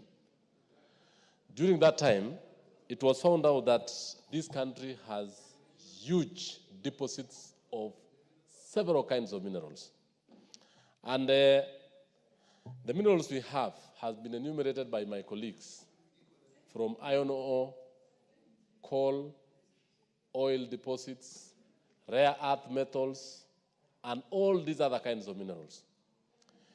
Honorable Speaker, you need to note that this bill is trying to address gold processing in this country, which has not been addressed for quite some time. The issue, Mr. Speaker, is that all the minerals in our country, and I think this is an area which the Minister of Mining and this House need to look into.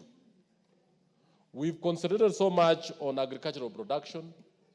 We've concentrated so much in livestock, tea production, coffee, and all manner of commodity production.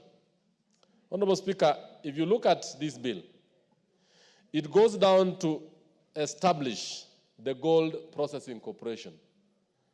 And in this bill, it seeks to look at the establishment of the corporation, the functions of the corporation, the functions of the board, the management, and also the legal and institutional framework for collecting, purifying, and smelting gold. I want to say that I come from a constituency where there is a lot of gold, Honorable Speaker and members. However, the processing, the licensing, the management of the gold, and the issuance of licenses has been very sporadic, at times at the whims of the Inspector of Mines, and at times even the prospector himself can allocate himself and start mining. In fact, even the declaration of how much gold you have harvested is at the whims of the processor. By having this particular bill here, Mr. Speaker, is actually to regulate the sector, and it is going to give this country more foreign earnings than any other sector in the country. Most of this, the legal framework that we are developing here will actually go ahead to really make the gold processing, the gold sector, be a real honor for our country. Look at the smelting, the fabrication, the homogenizing, sampling, registering, and monitoring, and even transportation of gold products and related products. At times, this country has been accused of being as a hub for gold syndicate. And in fact, this has happened because even young Kenyans, and even Kenyans themselves, even the leaders in this country, do not know the kind of gold products, the quantity, the quality of the gold product, and even how to handle fraudsters. Honorable Speaker, in clauses 5 to 23, the bill sets to establish the Gold Processing Corporation, establishes the board, the functions of the board. It goes on to actually indicate the headquarters of the corporation, and in effect also come up with the chief executive of the corporation, who is going to be a director general. In that particular case, it will ensure that there is a board that is going to be responsible for all the gold processing and even the gold products in this particular part of the world, and even set standards, and even be able to have staff, experts. In fact, it has been known that most of the gold processing in this country, like in Tinderet, and even Migori, and even in Ikolomani, where my colleague comes from, are very rudimentary, very basic, in a sense that locals move to the river basins with their rudimentary implements. Some even dig very unsafe, with very unsafe mines. And at times the mines collapses and kills a number of them. It is time now we regulate this and set standards. Whom do we license to actually procure and process gold. It should be somebody who has enough money, good machinery, and have expertise to ensure that the safety and lives of the miners are put in place. It is through this bill also we need to look into, and I think I will be proposing within this bill, the insurance companies. If you go to Migori, I have been, gold mining is on the roadsides. It creates huge gullies. When they are mining, there are a lot of chemicals used, like cyanide, very dangerous for animals, very dangerous for human beings. The environmental impact assessment needs to be done before this particular, some companies set. And some of these minerals or the chemicals they use are very expensive, Mr. Speaker, are very poisonous, Mr. Speaker.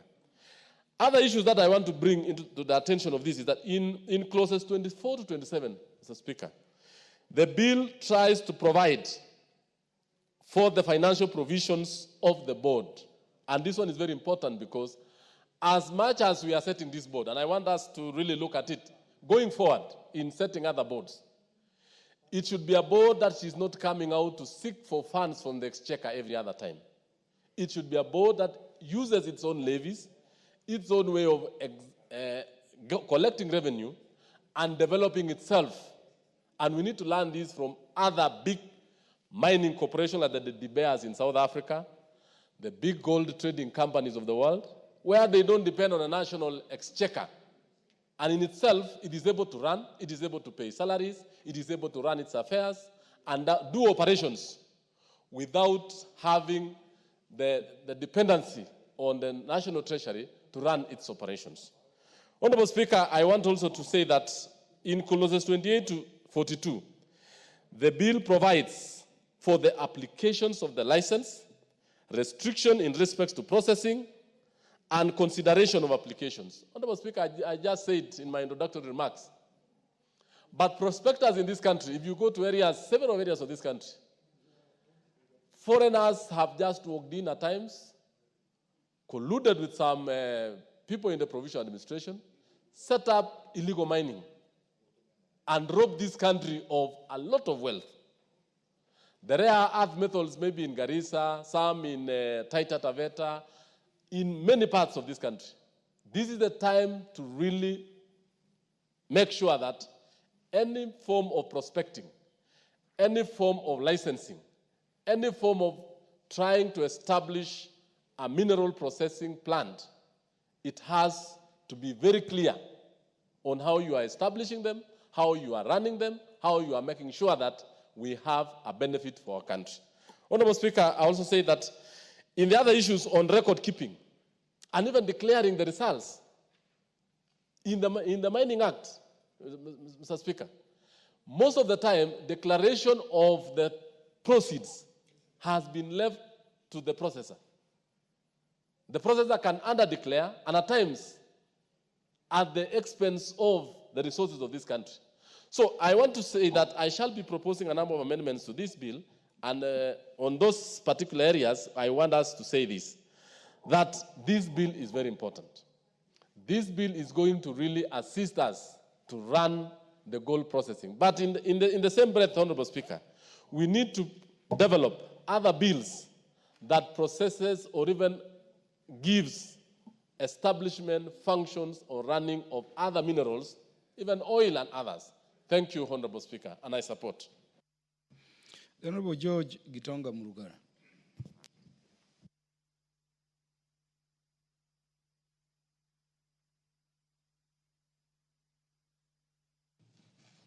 It's died. Have it now. We use the next mic. The next one. Thank you. Thank you very much, Mr. Speaker. Mr. Speaker, I rise to support this bill by the Honorable Bernard Masaka Shinali, the Member of Parliament for Ikolomani.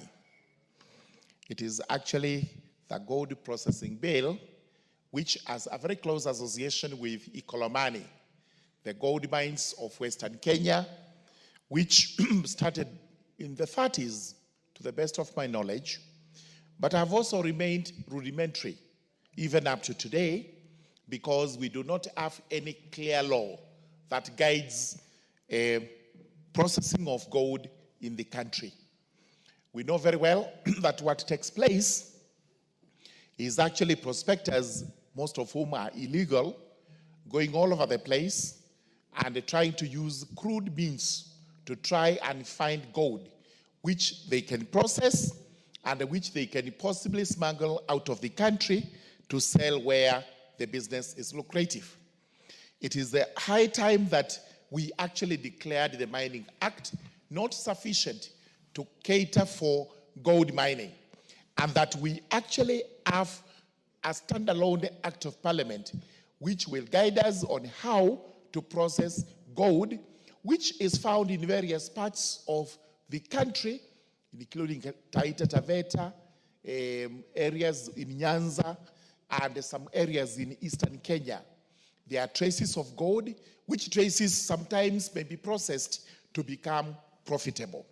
So this is an Act of Parliament which, if passed, will see prospectors or spectators coming over, even to my constituency of Tharaka, and who knows, we may be lucky to find gold in those seasonal rivers which transcend that constituency, traverse the constituency, in the same style as happened in the 19th century in South Africa, where these prospectors, while on transit looking for gold, came across what is known as the Sand River. And the Sand River is known to have lots of gold in the form of pellets, which actually run with the sand in that river. As a result of which, we have had great development in Johannesburg and everywhere else regarding gold. So this is an Act of Parliament which I would urge my contemporaries, my colleagues here, to pass so that we are able to start regulating gold. We know very well that the issue of gold is a motive. We have had people trying their luck with the gold everywhere. Sometimes it doesn't yield anything, and other times we are told they lose a lot of money, purely because we do not have a clear law that guides us on the processing of gold in the country. Therefore, today, as we debate this bill, we actually look at the provisions it has, and after the preliminaries, we move to the real sections or clauses that establish the Gold Processing Corporation. Runs from clause number 6 all the way to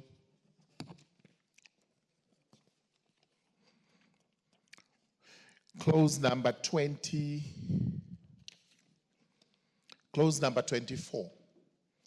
This is very important because we begin by establishing an entity, a legal entity, known as the Gold Processing Corporation, which will be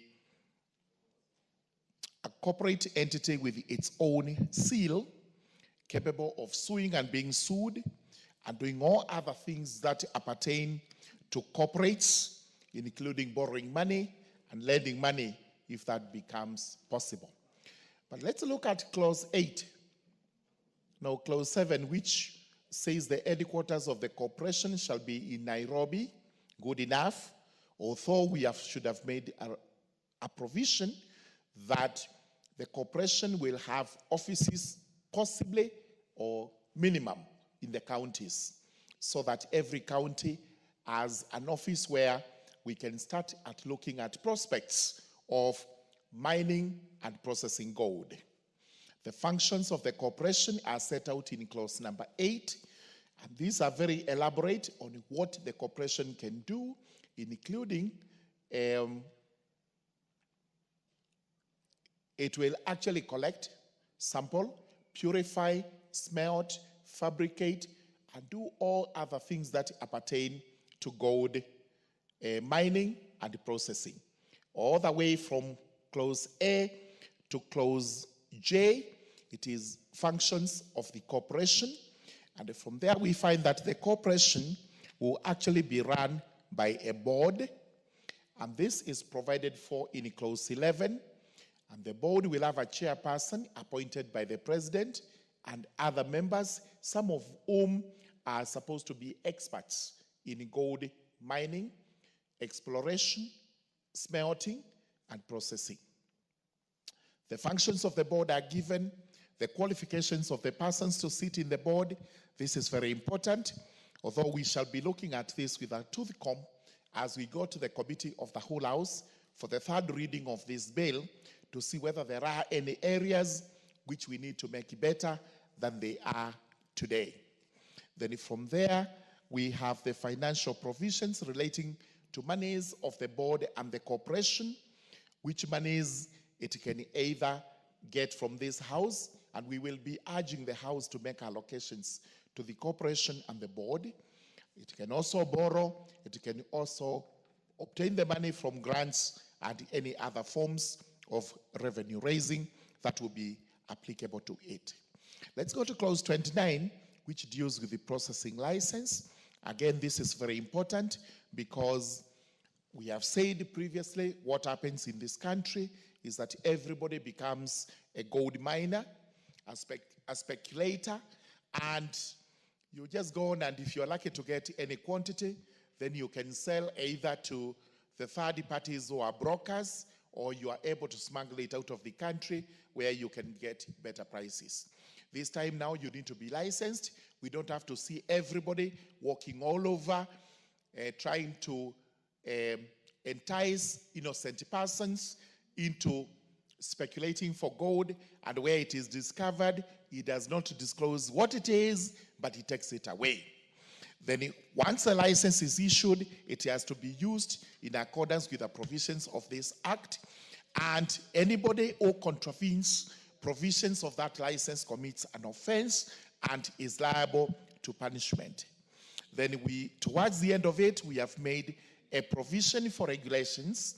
Again, extremely important that we actually make regulations which will guide us on how to process and deal with gold.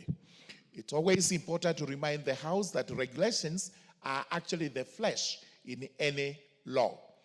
An act of parliament is going to be the bones, while the flesh are the regulations, and these are very important, especially when they are supposed to be subjected to public participation, so that Kenyans are able to know that on top of having the Gold Processing Act in place, we will now have regulations made thereunder by the Cabinet Secretary, but with the approval of this House. Then as we conclude, we have the penalties in respect of any person who commits an offense. We will be looking at this penalty because it only provides for breaches of the license and making false information or information that is not true to the board. I think we need to expand the areas to be punished so that whoever contravenes any provision of this particular act is guilty of an offense and would be on a conviction liable to a certain fine or some term of prison in default or to both. Important as we conclude is we are making amendments to the Mining Act because we are governed by Mining Act when it comes to speculation. It's a very weak act of parliament. This is the reason why people move out there, exploit the loopholes, and they are able to get away with our minerals at poultry prices. So we repeal that and exempt gold such that gold will now be regulated by this particular act of parliament. It's a very important act of parliament, and therefore I urge my colleagues to pass this. We will look at it. If there is need to amend, we will effect the amendments at the committee of the whole house. I beg to support. Honorable Mary Emasi. Thank you, Honorable Speaker, for this opportunity to contribute to this very important bill. Honorable Speaker, regulations are very important and crucial to the administration of mining activities in any nation. Honorable Speaker, this bill comes in to solve some of the challenges in the mining sector, not just gold, but generally mining at large. There are numerous reported and unreported cases of gold being smuggled in and outside of this country, of illegal dealings in both extraction, sale, transportation, and therefore this must be addressed. And therefore I want to thank my colleague, Honorable Shinali, for bringing forth this bill. And from the onset, I want to say that I support. Honorable Speaker, my contribution goes to part 2 of the bill. I think that is the most important part of this bill, because that's the part that is going to bring order in this sector. The formation of a corporation to be known as the Gold Processing Corporation and its functions. Honorable Speaker, the corporation is given roles by this bill to be able to collect, sample, purify, smell, fabricate, homogenize, sample, register, refine, monitor, and transport gold and gold products. In fact, among the challenges in the mining sector, one of the major challenges has been infrastructure deficiencies, lack of proper roads, that has made even that transport, and lack of transportation, structured transportation systems, which has made even the cost of transporting it more costly. So this, I believe this bill will put some order in the trading of gold, in both the prospecting and trading and all that. Also, this bill, among other functions, seeks to ensure that there is compliance of national standards with international standards. It also seeks to facilitate international accreditation, registration and licensing, among other functions. So for me, this is very critical and this is very important. And also when I look at the other, that is, should be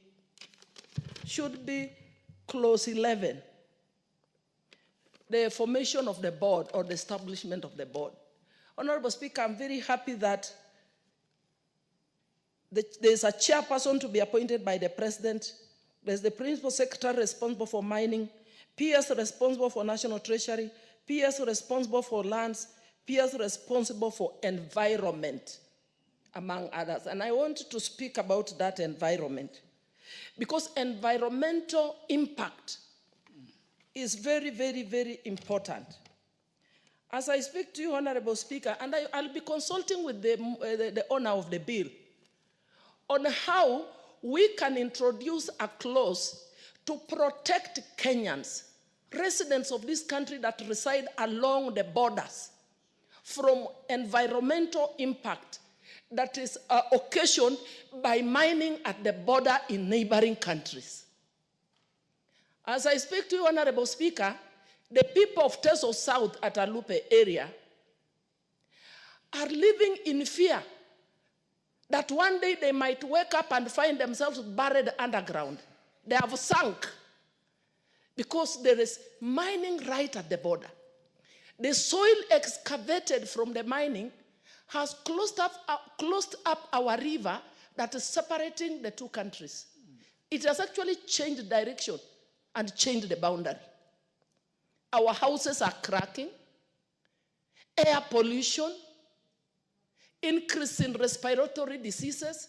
So we must have a law that encourages cooperation, collaboration between the two countries, so that the aspect of environmental impact, because it is changing livelihoods and it's raising concerns. So as we pass this law to guide us and help in mining of gold, we must look at it, we must look further and see, irrespective of where the mining is being done, how is it affecting the population, the humans around where the mining is happening? And also, how are those that are injured compensated or are killed during the process of mining? So, Honorable Speaker, this is a good bill. I support it.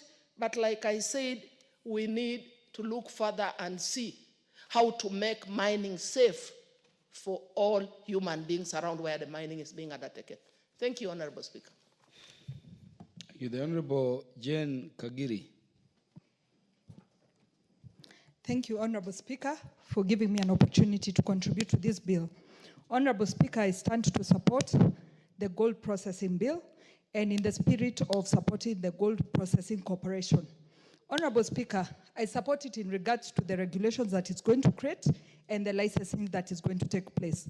Honorable Speaker, I believe many of us would wish to have gold in their areas and have mining taking place in their areas. But many a times, Honorable Speaker, we find ourselves wondering, where would one start and where would one go to? With the establishment of the Gold Processing Corporation, I believe there'll be a go-to place for anybody who would want to know where to start off on the mining journey, and especially in gold. The second thing, Honorable Speaker, in terms of regulations, I believe the corporation would ensure that for anybody it allows and gives a license, it is somebody who is going to ensure that they protect the workers from hazardous situations and ensure their safety and health as they undertake the mining. Thirdly, Honorable Speaker, in the mining industry, we require a support network. And I believe the corporation is going to offer that, because when we have a one-stop shop in regards to gold, I believe anybody would have anywhere seeking for a market or even looking for a place to try and excavate gold, they would have a reference point to start from the corporation. Fourthly, Honorable Speaker, I believe there should be economic benefits for the locals in the particular area where the gold is being mined, as well as the people excavating that gold. Honorable Speaker, I believe the corporation, in the spirit of licensing, will ensure whoever receives a license is somebody who is going to ensure the economic benefits of that particular gold in the area trickles down to the community and everybody feels benefited from the gold in that area. Honorable Speaker, my fifth point will be with the creation of a gold processing corporation, it's also going to ensure that we preserve our heritage. Honorable Speaker, I know we have gold from Taita Taveta, we have gold from Migori, but as all this gold traverses and gets processed around the world, there is nowhere we hear this gold is from Kenya. So I believe with the corporation, they are going to ensure that our heritage is protected and the world is made aware that this gold is particularly from Kenya. Honorable Speaker, I would also want to add that environment advocacy would be very important, because as we've seen, there are many times where minerals are excavated and pits are left wide open. Left open where water stagnates, this becomes a health hazard to the community. Mosquitoes get a breeding place where our children get sick. They cannot play in those areas. So I believe we need an institution that is going to govern and regulate issues like this, where anybody mining must be required to cover up any pits that are left open. Lastly, Honorable Speaker, in the case of crisis response, in a situation like where we are as a country, where our economic situation is not doing too well, with the Gold Processing Corporation, I believe they would have sufficient data to guide us as a country on our wealth in terms of gold. So we could lack money in terms of currency, but when it goes to minerals that we have, we would have an institution that would tell us we are this rich in terms of gold, and that would enable our country to confidently know that our actual wealth status. Finally, Honorable Speaker, I always say it's Laikipia's time, and I believe with us mainstreaming this industry, it is certainly going to be our time to discover gold in Laikipia. Thank you, Honorable Speaker. Honorable Patriot, e-commerce Mutuse. Thank you, Mr. Speaker, for the decoration and for giving me the opportunity to contribute to the debate on the gold processing bill that has been promoted by the member for Ekolomani, the Honorable Shinyali. From the onset, Mr. Speaker, allow me to congratulate the Honorable Shinyali for the good work in coming up with a private member's bill. It is not easy for a member to engage in their time, to engage in research, to engage technically, to process a bill of this magnitude and to present it before Parliament to address certain deficiencies that they think ought to be regulated in a legal framework. Mr. Speaker, having said that also, it is not lost on us that we are representatives of the people.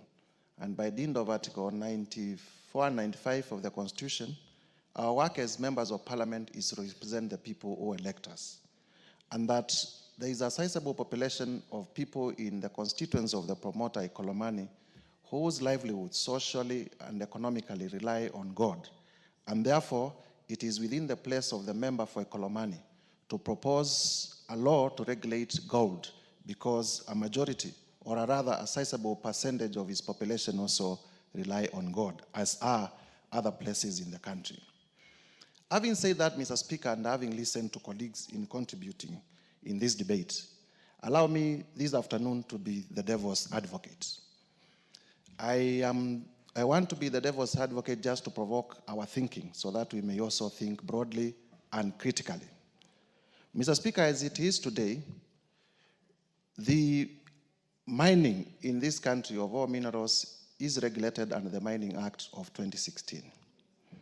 And when you look at the citation for that Mining Act, it talks about processing, it talks about transportation, it talks about value addition of minerals. And if you look at Section 2 of the Mining Act, it gives the Cabinet Secretary responsible for mining the power to, number one, under Schedule 2, it lists the minerals that are subject to the Mining Act, and also gives the Cabinet Secretary the power to expand that list.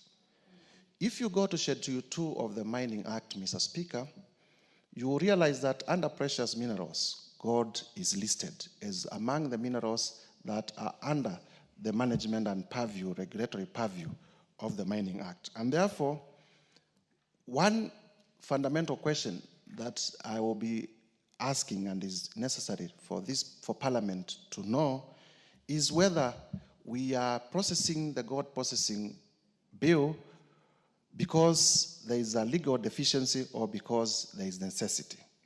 In my view, if it was about deficiency in law, I would have proposed the route of regulations, because in the Mining Act, it is also possible for the Cabinet Secretary to come up with regulations to regulate the details that are not in the Mining Act.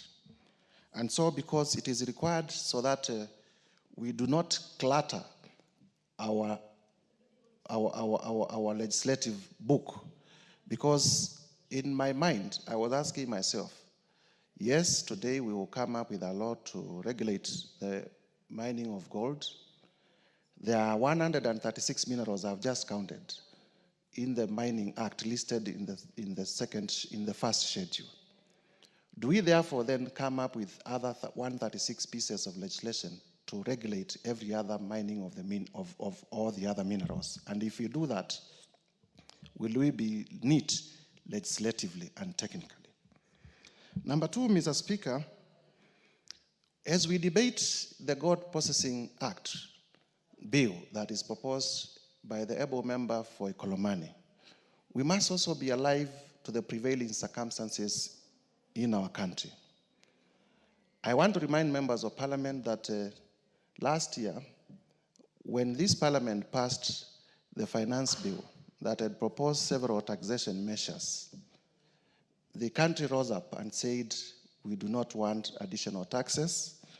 And as a response to that, the finance bill of last year never saw the light of the day. In the financial provisions contained in this bill, we are proposing that Parliament will appropriate funds that will run the gold mining corporation that is proposed in this bill. We must ask ourselves whether that is actually in tune with what Kenyans want at the moment. Number three, Mr. Speaker, I also have in mind that last week, the President did return a memorandum relating to the cotton bill to the Houses of Parliament. And in returning that memorandum, the President in his memorandum said, we are at a time in our country where we are trying to consolidate our parastatus, where we are trying to consolidate our state corporations. We do not want new state corporations because they are increasing the amount of money that we are spending on administration rather than on recurrent, rather than on development. And the President was asking Parliament to consider amending the cotton bill that had been sent to him for assent in order to remove such part of the administration provisions that we are going to create recurrent expenditures as opposed to development expenditures. And therefore, even as we say that the gold mining corporation is a novel idea, we must also look at it against that. We are aware that there is a cabinet resolution that is coming to Parliament for processing that is proposing the abolishing of many, many state corporations. In that spirit of reducing the state corporations so that we reduce our expenditure on recurrent recurrent expenditure, do we want also to propose legislation to add some more state corporations? I am just thinking aloud. Mr. Speaker, we must also look at the physical health of our country. And in looking at the physical health of our country, where we are today, all of us know we are moving towards austerity measures. We want to cut costs. And that's why in the initial, my proposal in terms of the regulatory impact assessment, I proposed that instead of coming up with a new law, we might find ways of riding under the Mining Act of 2016 and come up with regulations particularly to mainstream and to address the deficiencies that we see in the mining of gold. And so, Mr. Speaker, I am inclined to support the proposal by the Honorable Shinyali, at least to the context that as a colleague, I value his contribution. I value the time that he has taken. But I am also with reservations that I have stated, the reasons that I have stated, yet to be persuaded that we require to go this direction. You would, Mr. Speaker, and for good reasons. Mr. Speaker, I say this because every one of us here is a member of the National Assembly representing a particular constituency. In the constituency where I come from, there is iron ore. In the constituency that I come from, there is copper. In the constituency where I come from, there is calcium. In the constituency where I come from, there are many, many minerals. And likewise to every member who is here. And like I've wondered before, how will it look like if each and every mineral was to find itself having a bill before Parliament?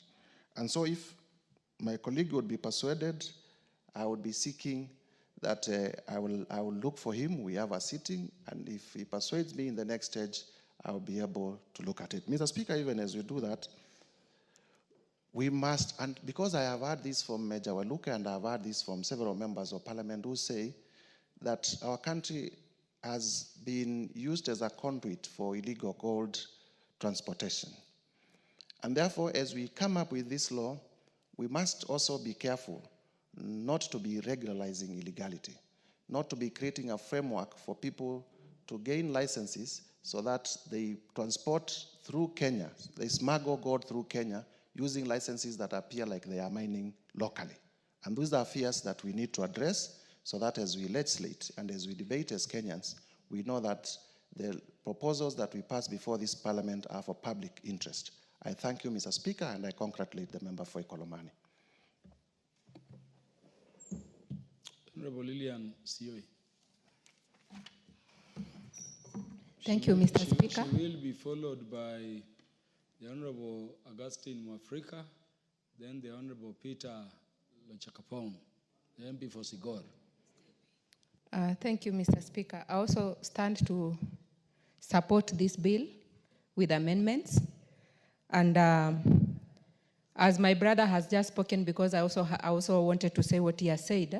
Order, Honorable Lilian Sioi. Today we go up to 9 o'clock. In fact, I'm shocked you are not requesting for more time. Mr. Speaker, if this country can take minerals seriously in this country, we can really reduce the levels of poverty in this country. This country is rich, and not with gold only, but with a lot of minerals. But we have never given it the best, and we have never taken the miners seriously. As you can see, when we talk about gold, if you go to the market to buy gold, it is very expensive, Mr. Speaker. But when you look at the miners who are mining the gold themselves, they are very poor. The areas that this gold is coming from is equally very poor. And you even wonder, why should we have a mineral that is very expensive when it reaches to the dealers, yet our own people are really suffering while they're the ones who are mining the gold, Mr. Speaker. So I would propose that, because majority of the miners have complained of the licensing. You find out that the dealers are given licenses on time, but the miners most of the time are denied, or the process takes too long. And therefore, they have to be under other people who are also brokers in between, and that raises their levels or increases the levels of poverty on our miners in this country, Mr. Speaker.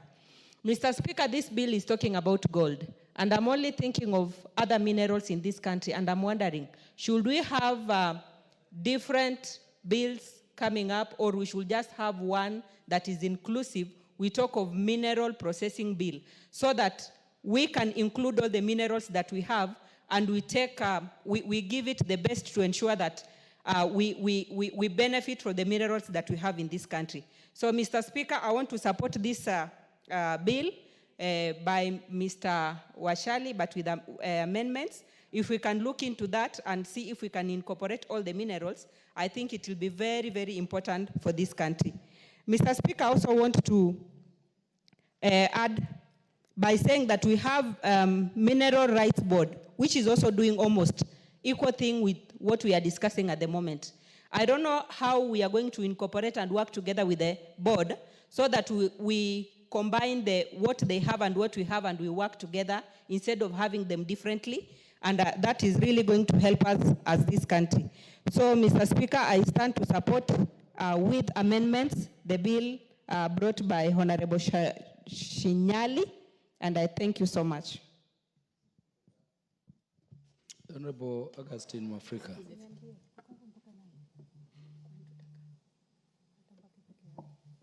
Thank you, Mr. Speaker, for this opportunity to contribute to this bill. Mr. Speaker, this bill sounds a wake-up call to the Ministry for Mining.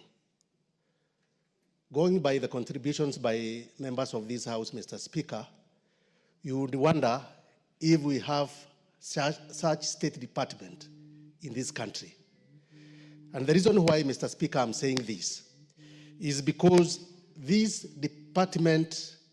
state department was established to provide leadership in the management of extractive sector, Mr. Speaker.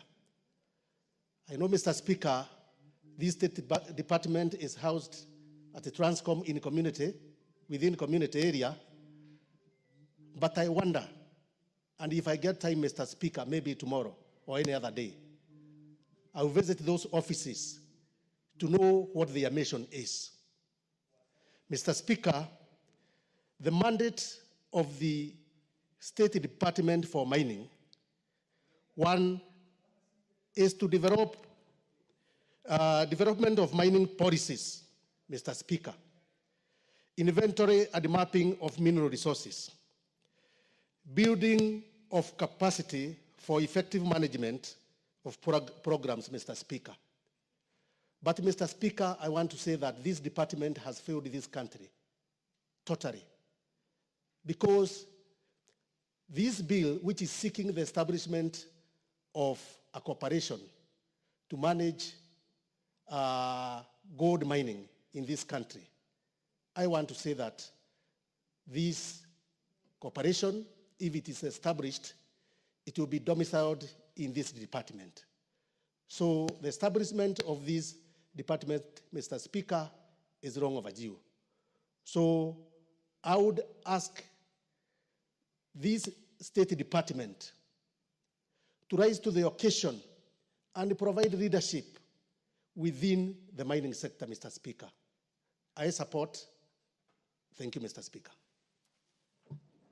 Honorable Peter Lochakapong. Thank you, Honorable Speaker, for this opportunity. I rise to support this bill. And Honorable Speaker, I want to say that this bill is coming at a time when we have so many issues relating to mining in Kenya, generally mining. So there is so much illegal mining going on, not only of gold, but of other minerals. And there is a lot of exploitation of communities and locals due to their ignorance. And I have gone through this bill, I have not seen within the bill a provision for the communities and the local people coming in and what is their role in terms of the person who will be licensed. Now, Honorable Speaker, when you look at the gold processing bill, and we are talking about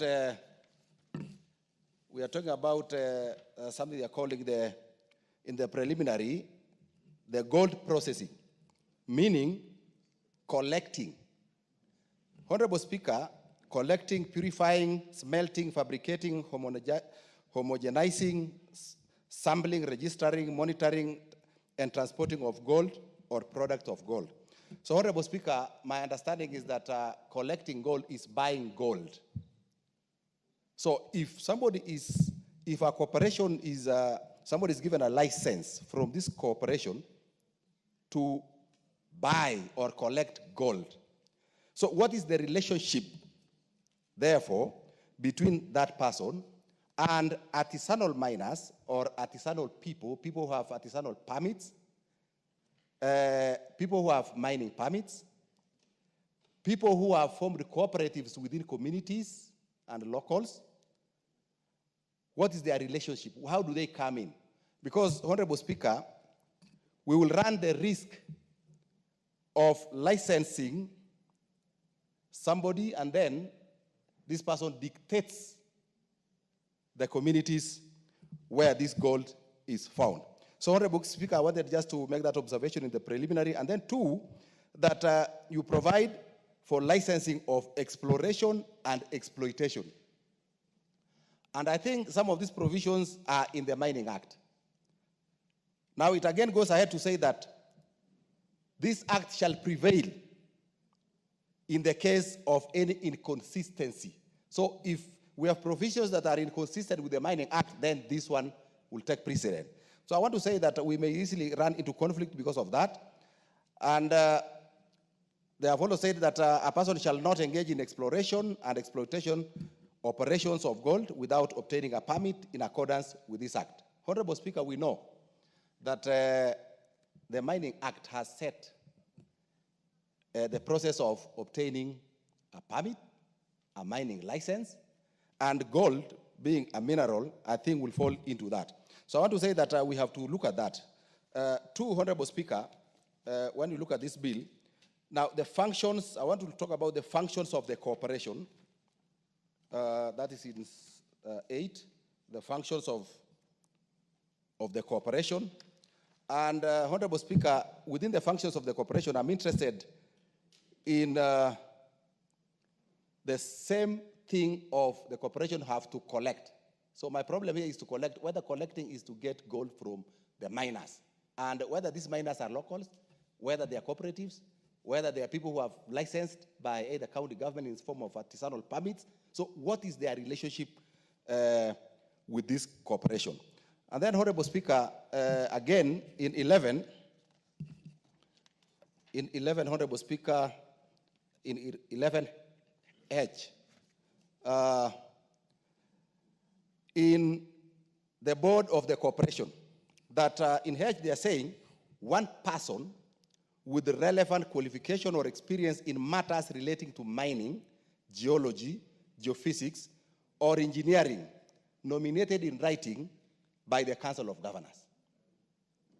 Honorable Speaker, earlier this afternoon we were even talking about the governors want to take everything. Even here, they want to nominate a person to the board of this corporation. So I wanted us to, I was suggesting that whereas we could agree to that, but we must add here that appointed by the Council of Governors, but from the area affected by the corporation. So that the Council of Governors do not just appoint somebody from anywhere. So we must just put a statement that it must, that person appointed to that board must be a person from the area affected by the person probably where these minerals are. That's my thinking in relation to that, Honorable Speaker. Then, in consideration of applications, that is Section 31, Honorable Speaker, consideration for application, that is 31. that in G, the applicant's proposal with respect to engaging in community investment is that the applicant's proposal with respect to engaging in community investment is socially responsible. So, Honorable Speaker, I have a problem in measuring socially responsible because I think this is the place that is coming closer to having a relationship between the person applying for a license and the communities, that it must be socially responsible. So that is something that I was saying that we must be very certain about what that is all about, so that when we are talking about this bill and talking to our people, we must know what is this that is theirs in this bill that we are passing. Then Section 36, Honorable Speaker, Section 36, Part 3, 36.1, that the holder of a processing license shall enjoy the exclusive right to carry out processing operations in respect of the gold or the gold deposit specified in the license within the area specified, subject to the provisions of this Act and the terms and conditions set out in the license. Now, Honorable Speaker, my understanding here is that we will run into the problem of somebody being given an area to operate in, and then now dictates the people there on terms and conditions, because no other person is allowed. And even the people who are supplying or selling gold to this person processing are not allowed to take anywhere else. So there is going to be a big problem, because once somebody has been licensed, he has now the exclusive right to engage within that area and nobody else. So I think that becomes a big problem in my understanding. And Part 3, again, Honorable Speaker, is that a person appointed by the holder of a processing license to act as an agent of the holder, may exercise the rights of the license under the license, subject to any limitations on the powers of the agent contained in the instruments of appointment. Now, Honorable Speaker, you know, in this country, mining has largely been done by many cartels. Like, for example, in West Pokot, where I come from, and particularly in Sigor, we have illegal mining going on. And there is collusion between those illegal miners and people in the Ministry of Mining, right from the regional offices in Eldoret to the headquarters here. So that now they undertake these illegal activities in full knowledge of the people here when they have not satisfied themselves with the legal requirements. They don't have any mining permit, but they are doing operations, and it is known. Sorry, Honorable Speaker. So I was saying that now, when there's a provision within this bill that somebody can get a license, appoint an agent, so we are talking about people can sit in Nairobi here, do documentation, get everything else, and then now just send people to go to the areas that they have been allocated, and this is not going to be very, very good. So, Honorable Speaker, I want to say that if somebody has gotten a license, then he should just go and do the job for which he has applied to do. So, Honorable Speaker, I think, like, for example, in West Pokot, we must actually pronounce something on environmental degradation. It must come out clearly here. I know it's in some sections. Do you need a minute or two? Yeah, give him a minute. Now, Honorable Speaker, we have to seriously look at the environmental degradation especially from illegal miners.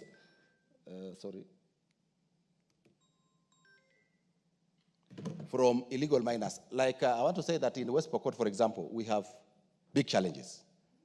And just like some colleagues indicated here, we may not legislate for every mineral. And as we speak now, we have the Mining Act 2016. We also have now in place a national mining corporation, but is, I think, basically dealing with what we call strategic minerals. So I want to support this, but Honorable Speaker, I think we need to do a lot of, we talk with the Honorable Shinali and see whether we can, we can talk about some certain amendments when we go to the next stage and see whether this is coming to solve the problems we have now for our people, because they are being exploited by these illegal miners in our areas. Thank you, Honorable Speaker. Lastly, the Honorable Timothy Toretich. Thank you, Honorable Speaker, for giving me an opportunity to contribute on this very important bill, the gold processing bill. Honorable Speaker, from the onset, I wish to thank the Honorable Member, Honorable Bernard Shinali, for this very important piece of legislation. Honorable Speaker, my understanding in terms of this legislation is there seems to be, it's either we are addressing the issue or conflicts will arise out of such legislation. So, Honorable Speaker, we have the Gold Mining Act of 2016. If you read clause 4.2 of this particular legislation, it says, Honorable Speaker, that this act shall prevail in the case of any inconsistency between this act and any other legislation. Honorable Speaker, the parent act in terms of mining in this country is the Mining Act of 2016, which actually provides, if you look even at the issue of royalties between the national government and the county governments, what the county government shall be able to get out of a mining activity in a certain county is that the Mining Act has provided very clearly in terms of what will accrue to the county governments. Now, Honorable Speaker, if you say, for example, you have a mining, there are royalties out of a mining in a certain area, in a certain county. If you say that in case of an inconsistency between this act, between this particular proposed law, if it passes to be an act of parliament, and the Mining Act, if you say that this act shall prevail in case of an inconsistency with the Mining Act, then, Honorable Speaker, it will defeat the very intention of us as a House passing the Mining Act of 2016. So, Honorable Speaker, those are the issues that we shall be able to look at when it comes to the Committee of the Whole House and be able to address. Honorable Speaker, be that as it may, Honorable Speaker, I believe that in this country is sleeping on its major resources. There is a lot that we need to do as a country so that we can be able to identify the minerals that we have in this country. Honorable Speaker, I believe that if we are serious as a country and we invest in determining where we can get certain minerals in this country, I believe a country like Turkana, a constituency like Tiati, can be able even to sustain itself, Honorable Speaker, if we are serious as a country to invest in the issue of minerals that we have in this country. Honorable Speaker, I believe that that's an area that as a country we must be able to invest in. Honorable Speaker, there are a lot of gold deposits in this country. In Marakwet, where I come from, Marakwet West constituency, I usually see men and women along River Aror collecting gold deposits with their bare hands, just with some small basin, and they wash and they find some minerals and they sell. Honorable Speaker, I ask myself, if these people who are using their own bare hands, their own local techniques to get to process gold in their own primitive ways or in their own traditional means, what if this gold is commercialized? I'm very sure, Honorable Speaker, that we will get deposits that will to some extent even fund the economy of this country. So, Honorable Speaker, I support this bill to the extent that it is brought to this House in good faith and is not meant to make Kenya a corridor or a transit country for some people to smuggle gold from other parts of Africa to pass through this country. Honorable Speaker, we've had people, we have been told there's gold in Kenya. We have had people taking gold from this country to other countries. Kenya is not, we are not known as a gold mining country as at now.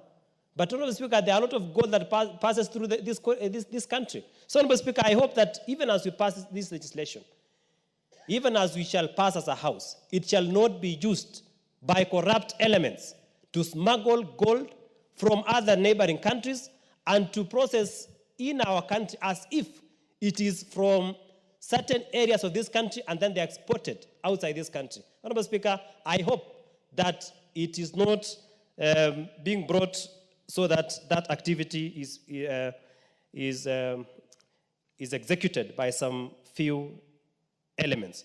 Honorable Speaker, I have also seen the issue of, under Clause 35, it provides that the term of a processing license shall be for a period not less than 25 years. Honorable Speaker, I think that should be reviewed.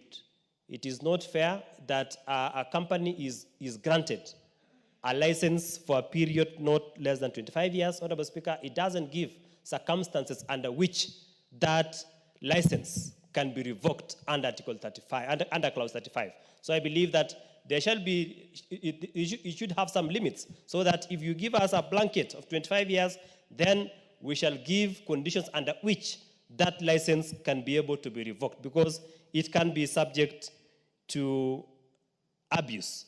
Honorable Speaker, be that as it may, I believe that to sanitize our mining industry, it is good also to break down the Mining Act so that we can be able to have sector-specific legislation. So, Honorable Speaker, the other time, there were a lot of cases, reported cases of theft of transformers in this country. I asked Kenya Power, what could be the reason why there is a lot of theft of transformers in this country? Honorable Speaker, to my shock, I was informed that those who are stealing transformers want to extract copper from the transformers. I asked, where Kenya is not a copper exporting country. We don't process copper in this country for export. Where under which circumstance is this copper extracted and exported to other countries? Honorable Speaker, so I think if we had a law that if we had a copper, for example, copper processing law in this country, it could be able to deal or to be able to address such issues. So, Honorable Speaker, I believe that if we have such a bill that provides for the entire process of mining, to the processing, to the end product, then it will be able to seal some of the loopholes that we experience in some of the minerals that we extract in this country. Thank you, Honorable Speaker. A mover to reply. Meanwhile, Honorable Peter Masara do approach the Speaker. Honorable Speaker, thank you. As I reply, allow me to start by emphasizing that once enacted into law, the Gold Processing Bill 2023 will provide the first ever regulatory framework for gold processing, streamline the gold processing sector, and help our country, Kenya, to maximize the benefits of this rare mineral. Honorable Speaker, a vote for this bill, a vote for this bill is a vote for its immense economic benefits.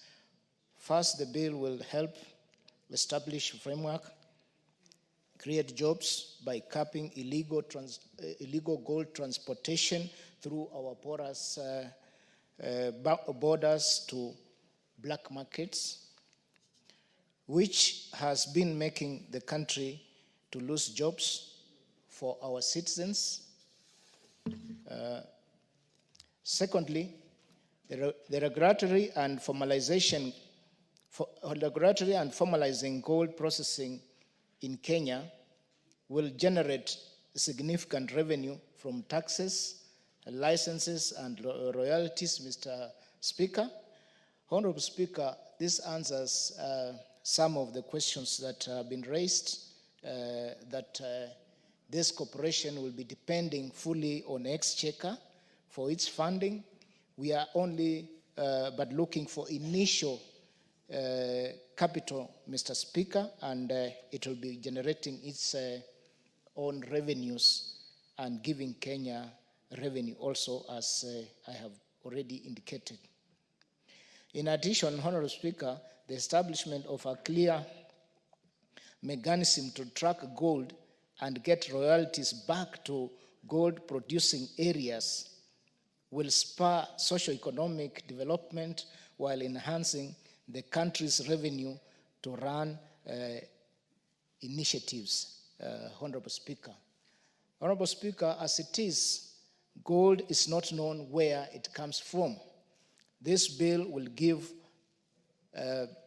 way for establishment of cooperatives in the local artisanal areas where now you will be able to identify and track back the royalties to where the gold was produced.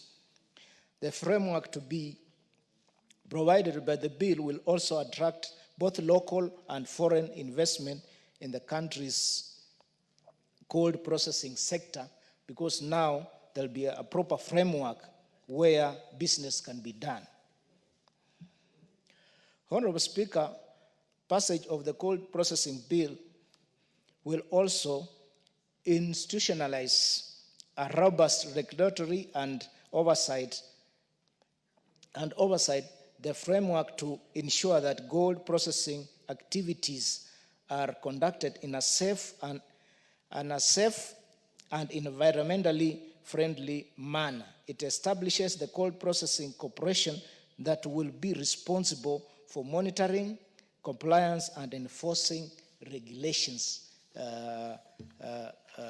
Honorable Speaker, this, Honorable Speaker, means that it will not be transporting itself.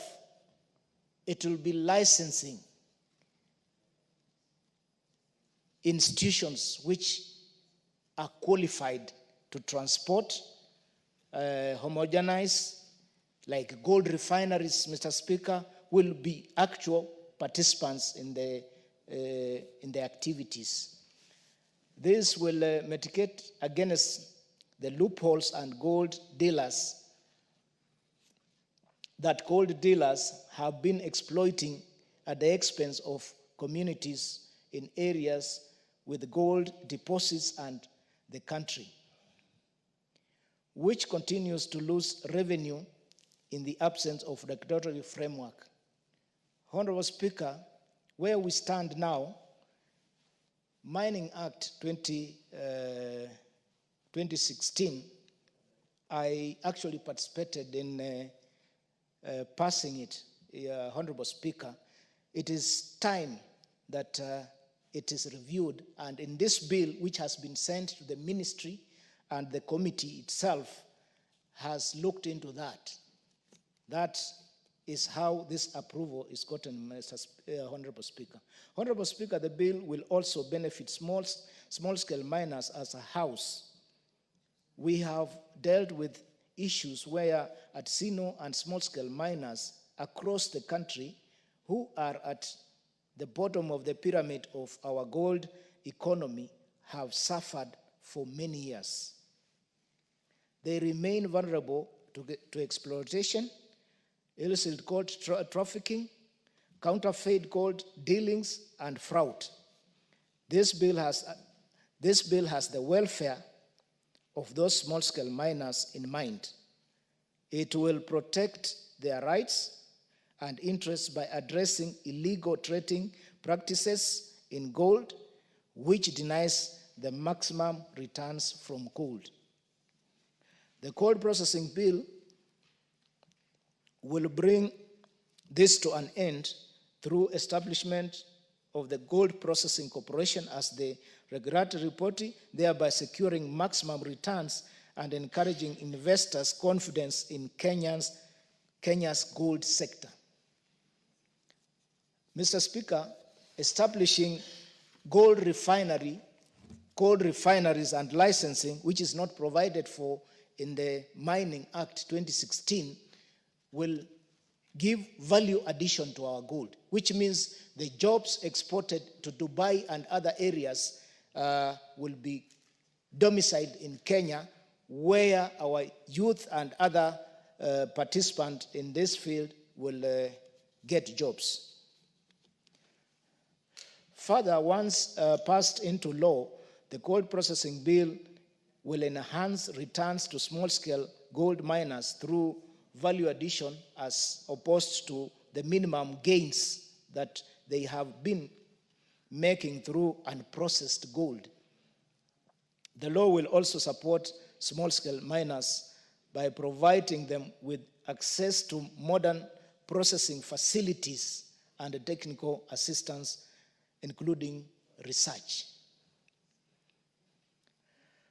Honorable Speaker, at this juncture, let me take this time to thank all members who have participated in who have contributed in this bill, who have participated in giving me ideas to make this bill up to this level.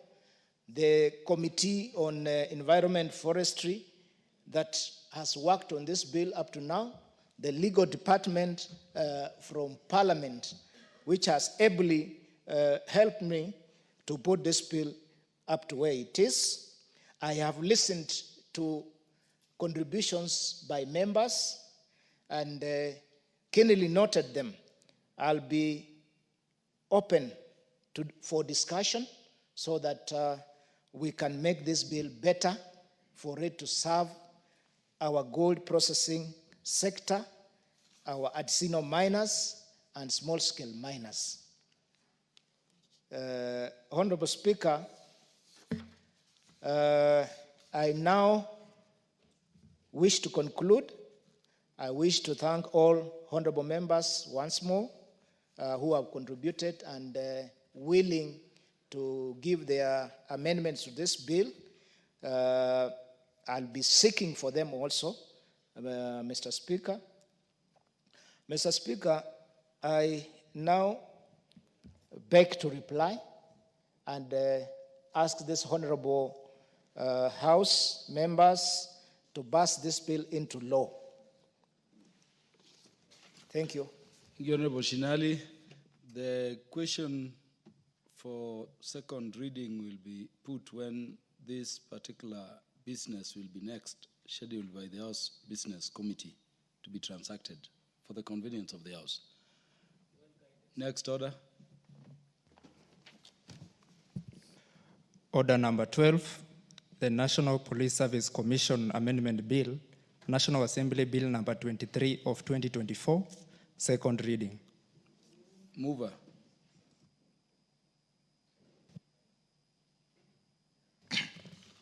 Thank you, Mr. Speaker.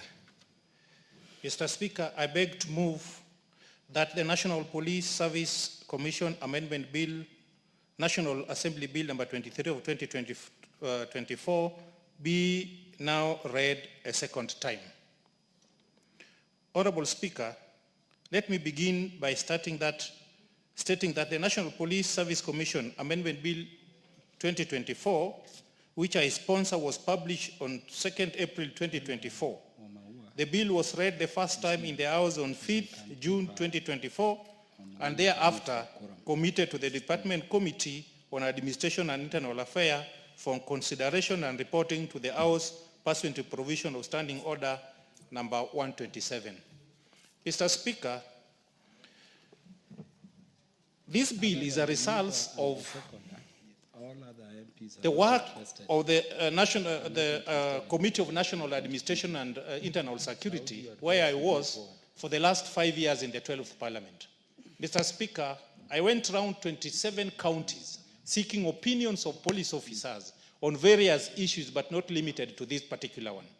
Mr. Speaker, the principal objective of this bill is to make provision for the mental wellness and well-being of police officers, including but not limited to the establishment of psychosocial support center for police officers, Mr. Speaker. Mr. Speaker, the bill amends the National Police Service Commission Act, Cap 285, in Section 12, by inserting a new clause 12A, which obligate the National Police Service Commission in consultation with the Inspector General of Police to, 1, provide police officers with mental health and wellness resources, and in every county, establish a well-equipped centers in offices, camps, training colleges, and community for police officers to receive psychosocial support. Psychosocial support is further defined in the bill to mean the attention given to persons relating to the interrelation of social factors and in individual thoughts and behavior based on the mental state. The bill also defines the wellness generally to mean practicing healthy habits regularly to attain better physical and mental health outcomes. Honorable Speaker, the bill is premised on the recognition that in the execution of their tasks, police officers work in potentially confusing roles, alternating between law enforcement and public service, and constantly face danger or mortality to ensure the safety of others. In some cases, due to the unique challenges of policing, they inflict harms on human beings, as police work is more stressful than other jobs. Numerous studies, including the Mental Health Task Force report of 2020, have examined the germane aspect of mental health, but have overlooked the mental health of police officers. The bill redresses this by according the National Police Service Commission, in consultation with the Inspector General of Police, to promote the mental health of police officers by providing the requisite resources, Mr. Speaker. Mr. Speaker, this bill also aligns to the Constitution of Kenya 2010, as it facilitates the progressive realization of the rights to the highest attainable standard of health, including the right of health care services guaranteed under Article 43(1)A. These rights include the mental health, well-being of all Kenyans. Article 21(2) of the Constitution requires that the state of stake legislates policy and other measures to achieve the progressive realization of rights guaranteed in the Article 43.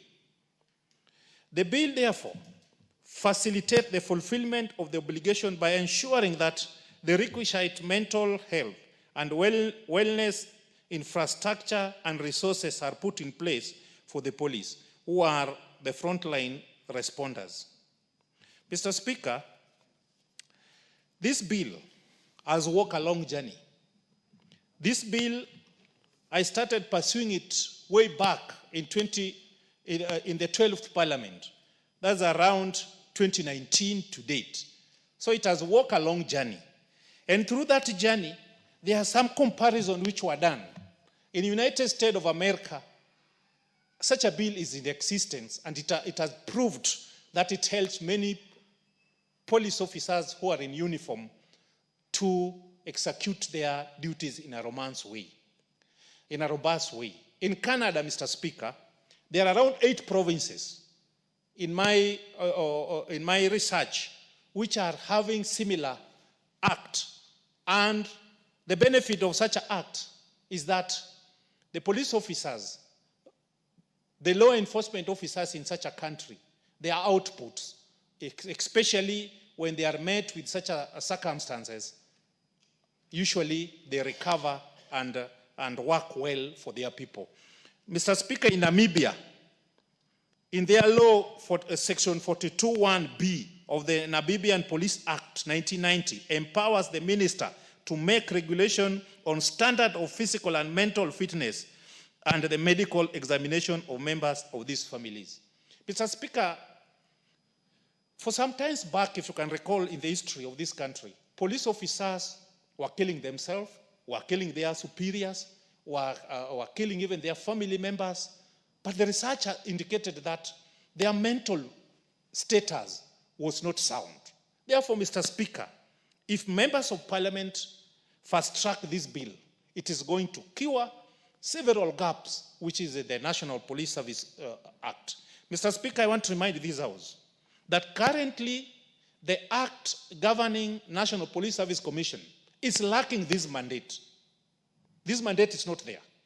What is being done, you remember we were with you in the 12th Parliament in the National Security Committee.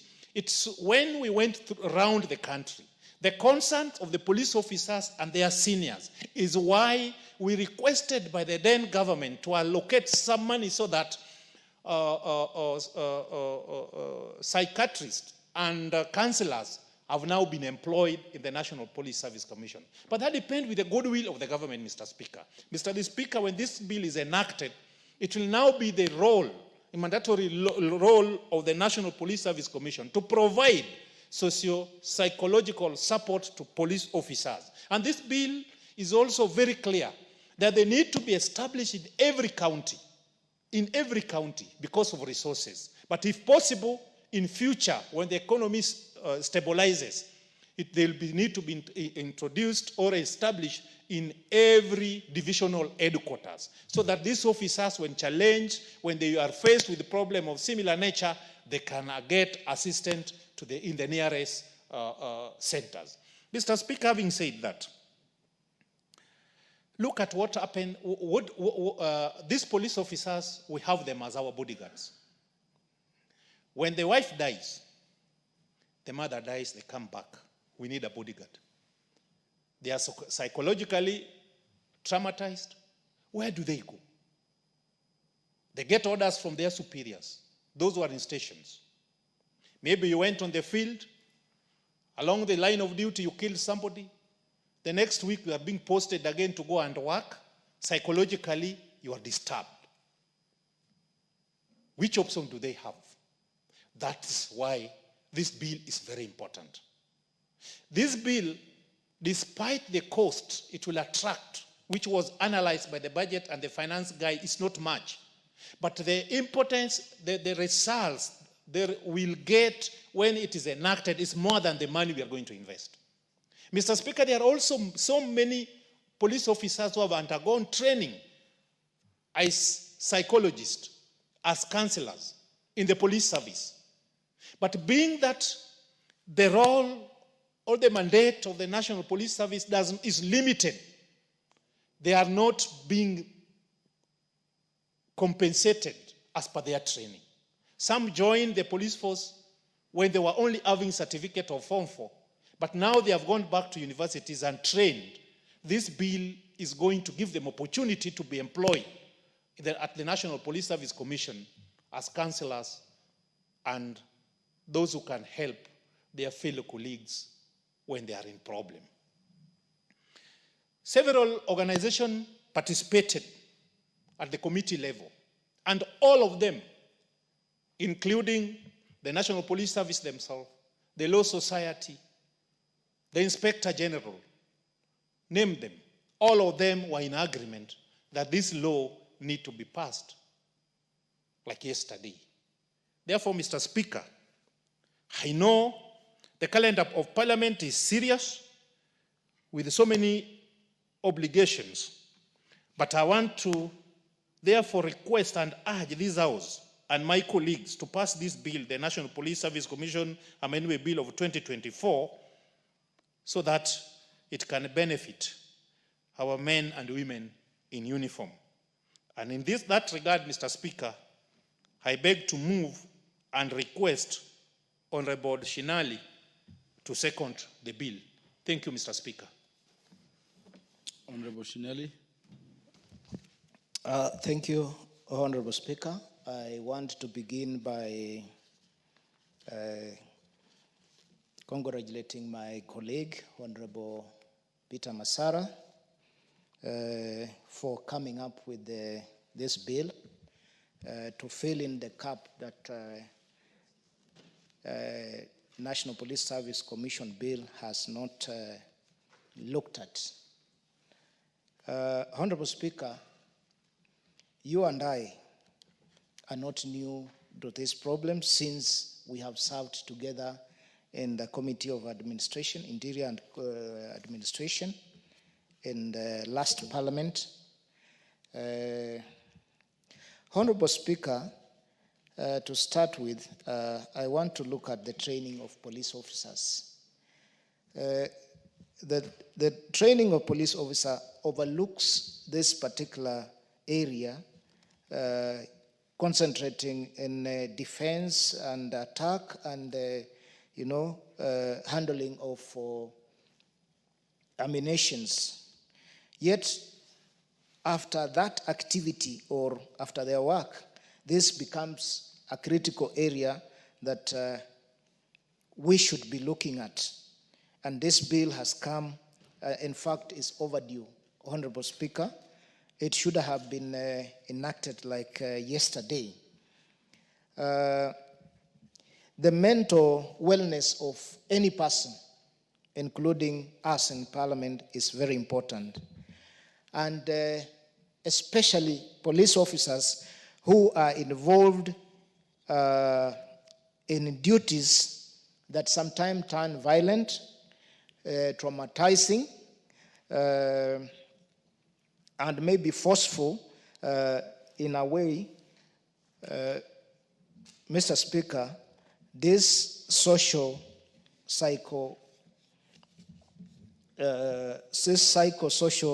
wellness is very important and should be provided for. It can be implemented alongside the employment of police officers, so long as the law is in place to allow them to practice alongside. In developed countries, as cited by my colleague, it is a mandatory department because it enhances efficiency and effectiveness of working in the police force. Honorable Speaker, I want to look at the circumstances and environment in which police officers operate. And before even you reach in operation, you must stay somewhere. The circumstances in which police officers stay are horrible. It affects their mindset.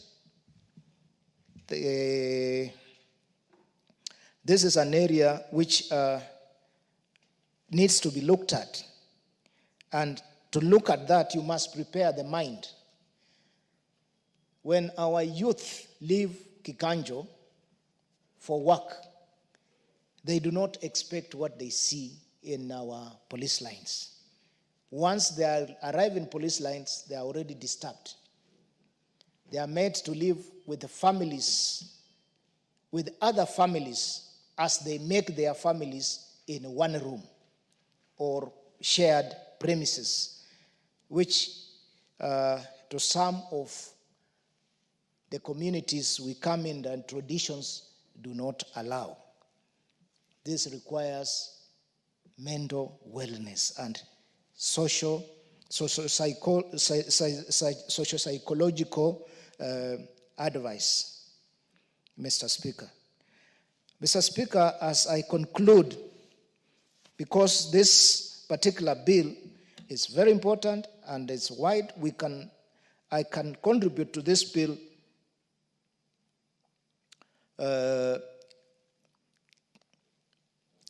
for a long time, since I have first-hand experience, Mr. Speaker.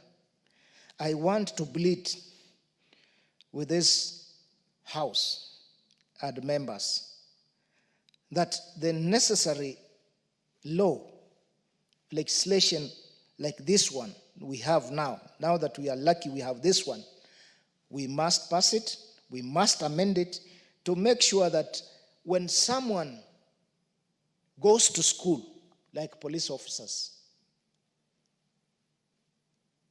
they never went that far, most of them, because they did not have that opportunity of financial muscle. And when they are employed with their salary, they are able to take loans and educate themselves. They should be rewarded. And those ones who have trained in this field, they have seen the need and they have the passion to help their colleagues, be allowed and remunerated accordingly to work like any other institutions, Honorable Speaker, because it amounts to discrimination, and we have to call it what it is. So, Honorable Speaker, I has applauded Honorable Masara Peter, my friend, for coming up with this bill. He has also explained to us it is not easy to go through over 20 counties to do some work. But Honorable Masara has gone through 45 counties and he has seen it all. With first-hand information, some of us might talk and we have not seen it. We want to support Honorable Masara. We want to have a better police force, and by doing so is passing this bill. I second.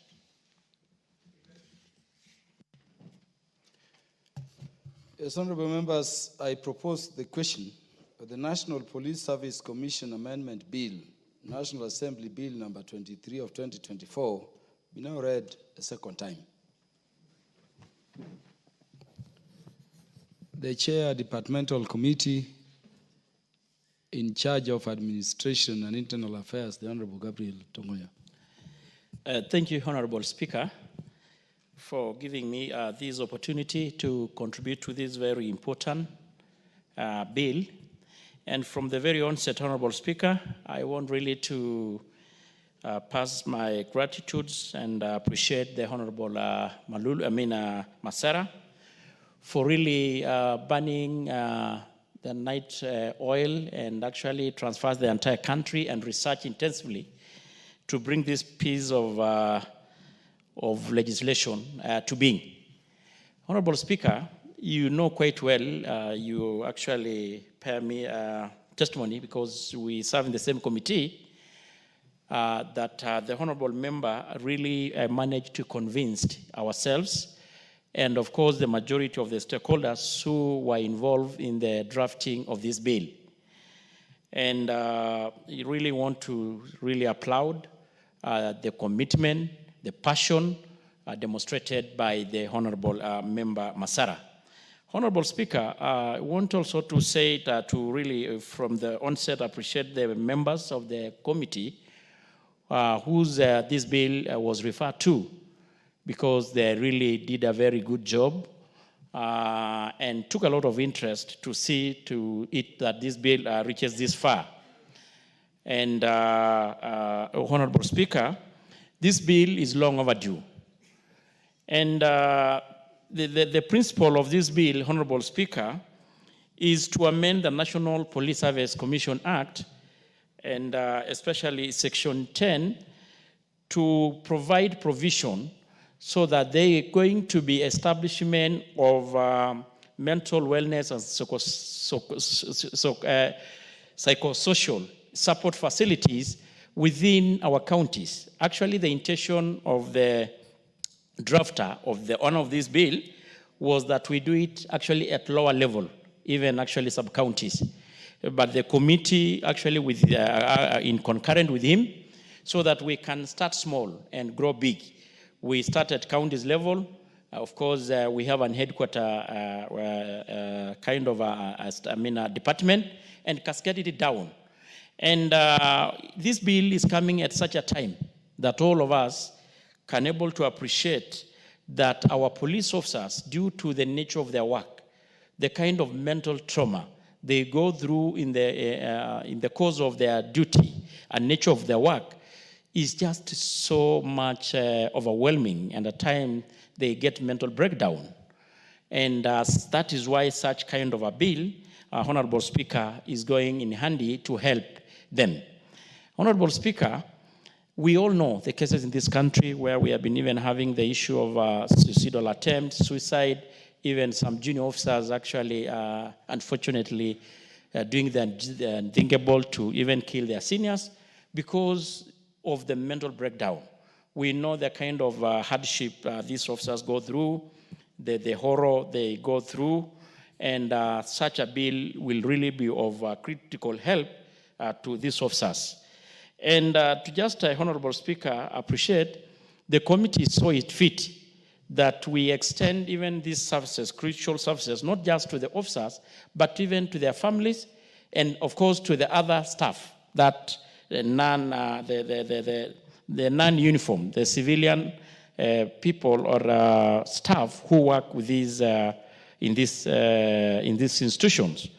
So, Honorable Speaker, I want really to support this bill and call upon this Honorable House to really support it, and so that we are going to do the justice to our officers.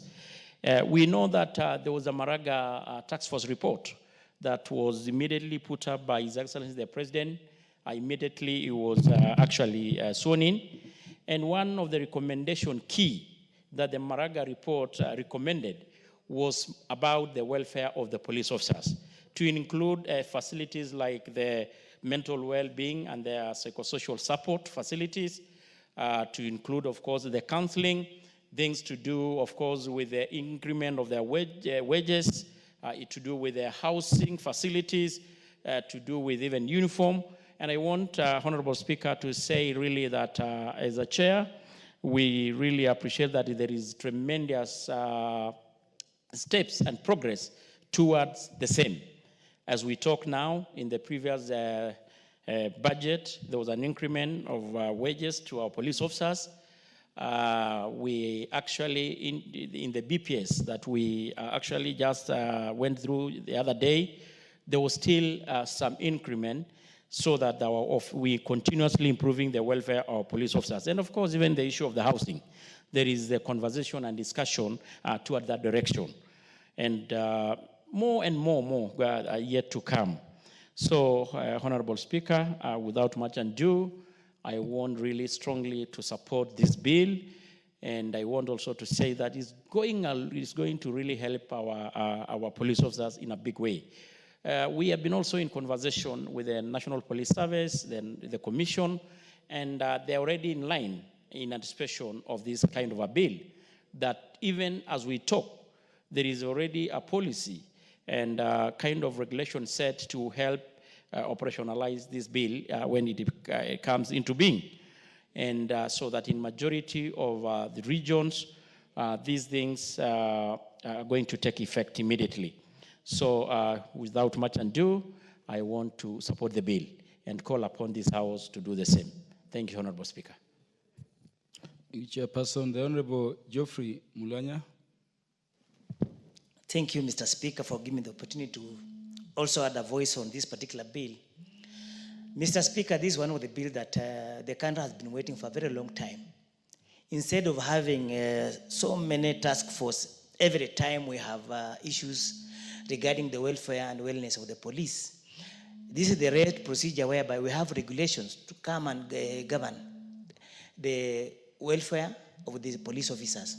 And in particular, Mr. Speaker, I support the introduction of Section 12A, subsection F, that tries to streamline the procedures in the order room proceedings, is what we call disciplinary proceedings, when there is an issue affecting a police officer. Mr. Speaker will note that in most cases, for some of us who are practicing advocates, when you get proceedings arising from the order room proceedings, you will note that the procedure is totally flawed, and this impact on the rights of the particular police officer, whereby there's no procedural fairness in terms of the procedure, allowing the particular officer to defend themselves and have a fair hearing on the allegations put forth against them. Mr. Speaker, also we look at the living environment of the police officers in the police stations. We know that majority of them are crowded, people have families, but you find that a police officer with a family is living in the same house with the colleagues, maybe 3 or 4 colleagues, which deny them the right to privacy. Mr. Speaker, Honorable Timothy Torotich, are you on a point of order? Honorable Speaker, whereas I do not want to interrupt my colleague, Honorable Mulanya, Honorable Speaker, I rise pursuant to Standing Order 35 on quorum. Honorable Speaker, whereas this is a very important debate that it will require a significant number of members to be in the House to debate this very, very important bill. Honorable Speaker, I rise pursuant to Standing Order 35 on quorum.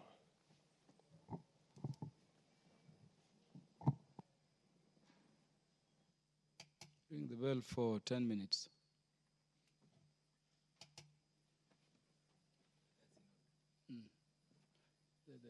There appears to be no quorum. Huh?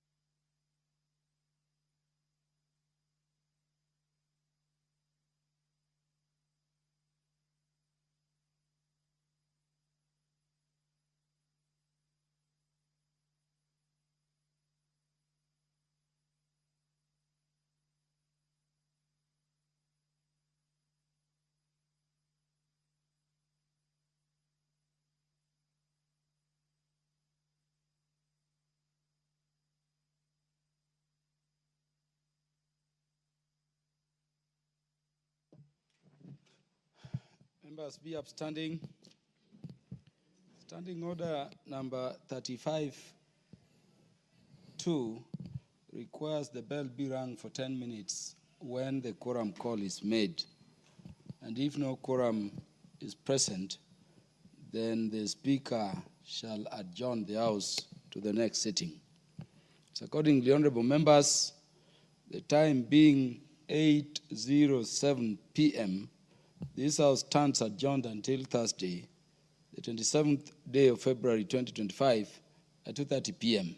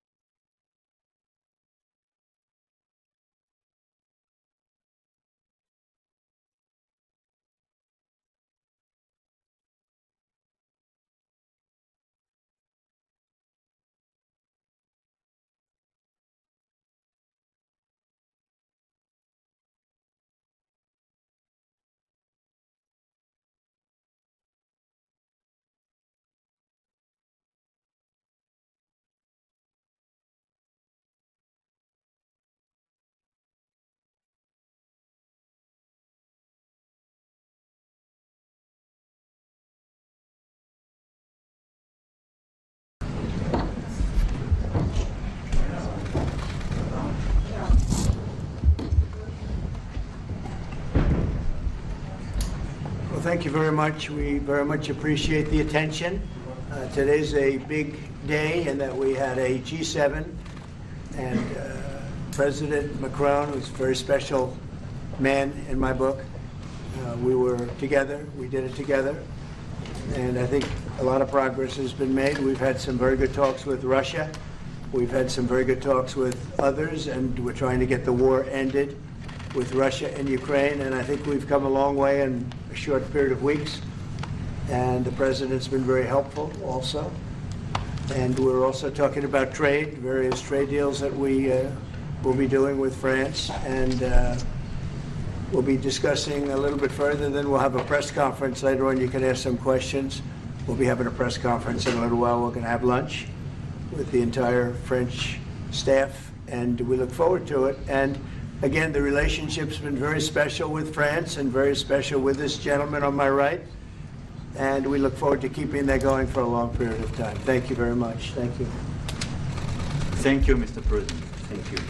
Thank you. No, thank you. I want to thank Mr. President for his hospitality. We had a good discussion this morning for the G7 here. Yeah.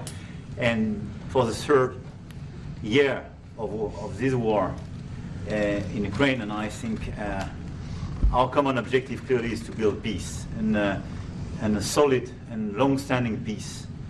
And this is what we will discuss, obviously, because I have great respect for the bravery and the resistance of Ukrainian people. And we do share the objective of peace, but we are very aware of the necessity to have guarantees and solid peace in order to stabilize the situation. I'm here as a friend because through centuries we've been friends, and we are personal friends, as you mentioned it, because we work very well together. And I think the US and France always stands on the same side, the right side, I would say, of history. Mm-hmm. And this is exactly what's at stake today. And this is a very important moment for Europe as well. And I'm here as well after discussions with all my colleagues to say that Europe is willing to step up, to be a stronger partner, to do more in defense and security for this continent, and as well to be a reliable partner and to be engaged on trade, economy, investment in a lot of topics. So I'm very excited by the discussion we will have, and obviously we will follow up. And I want to thank you again, Mr. President, for your presence for Notre-Dame de Paris. It meant a lot for French people, and I want to thank you for that. That's the cathedral, and they've done a fantastic job. The president's done a great job in bringing it back. That was a terrible thing, like, what, 5 years ago? Yeah. Watching that burn was a very horrible sight, and you've done a fantastic job in bringing it back, so I congratulate you. Thank you for being here. Thank you, Thank you President. very much. Anybody want to ask a question or two? Or is that a foolish question? Thank you, Mr. President. Ukrainians on the critical minerals deal. It looks like we're getting very close. The deal's being worked on, and we're, I think, getting very close to getting an agreement where we get our money back over a period of time. But it also gives us something where I think it's very beneficial to their economy, to them as a country. But, you know, we're in for $350 billion. How we got there, I don't know, but that's a lot of money, a lot of money invested, and we had nothing to show for it. And it was the Biden administration's fault. The Europeans are in for about $100 billion, and they do it as in the form of a loan. And the Europeans have been great on this issue. They understood it wasn't fair, and we were able to work something out. But with the Ukrainians, I think I can say that we're very close. Scott's around here someplace, and I think we can say that we're very, hi Scott, I think we're very close. Do you have something to say about that, Scott? We are very close. The Good. 1 yard line. All right, good. Mr. President. Mr. President. What? Would a minerals deal include a security guarantee for Ukraine? Well, it'll be, Europe is going to make sure that nothing happens. I don't think it's going to be much of a problem. I think once we settle, there's going to be no more war in Ukraine, and you're not going to have it's not going to be a very big problem. That's going to be the least of it. Mr. President, we're hearing from some Greek media reporting that the U.S. has agreed to shut down a military base in Greece that's been a logistical hub for NATO. That who shut down? That the U.S. has agreed to shut it down at the request of Turkey and Russia. Is that at all true? Marco, do you have anything to say about that? Sir, that's a no. That's a no. Mr. President. Mr. President. Is it a no? It's a no, sir. It's not a correct story. Thank you.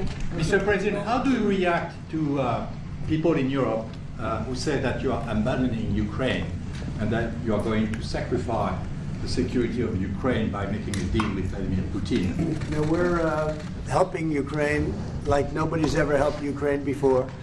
And I can say this, if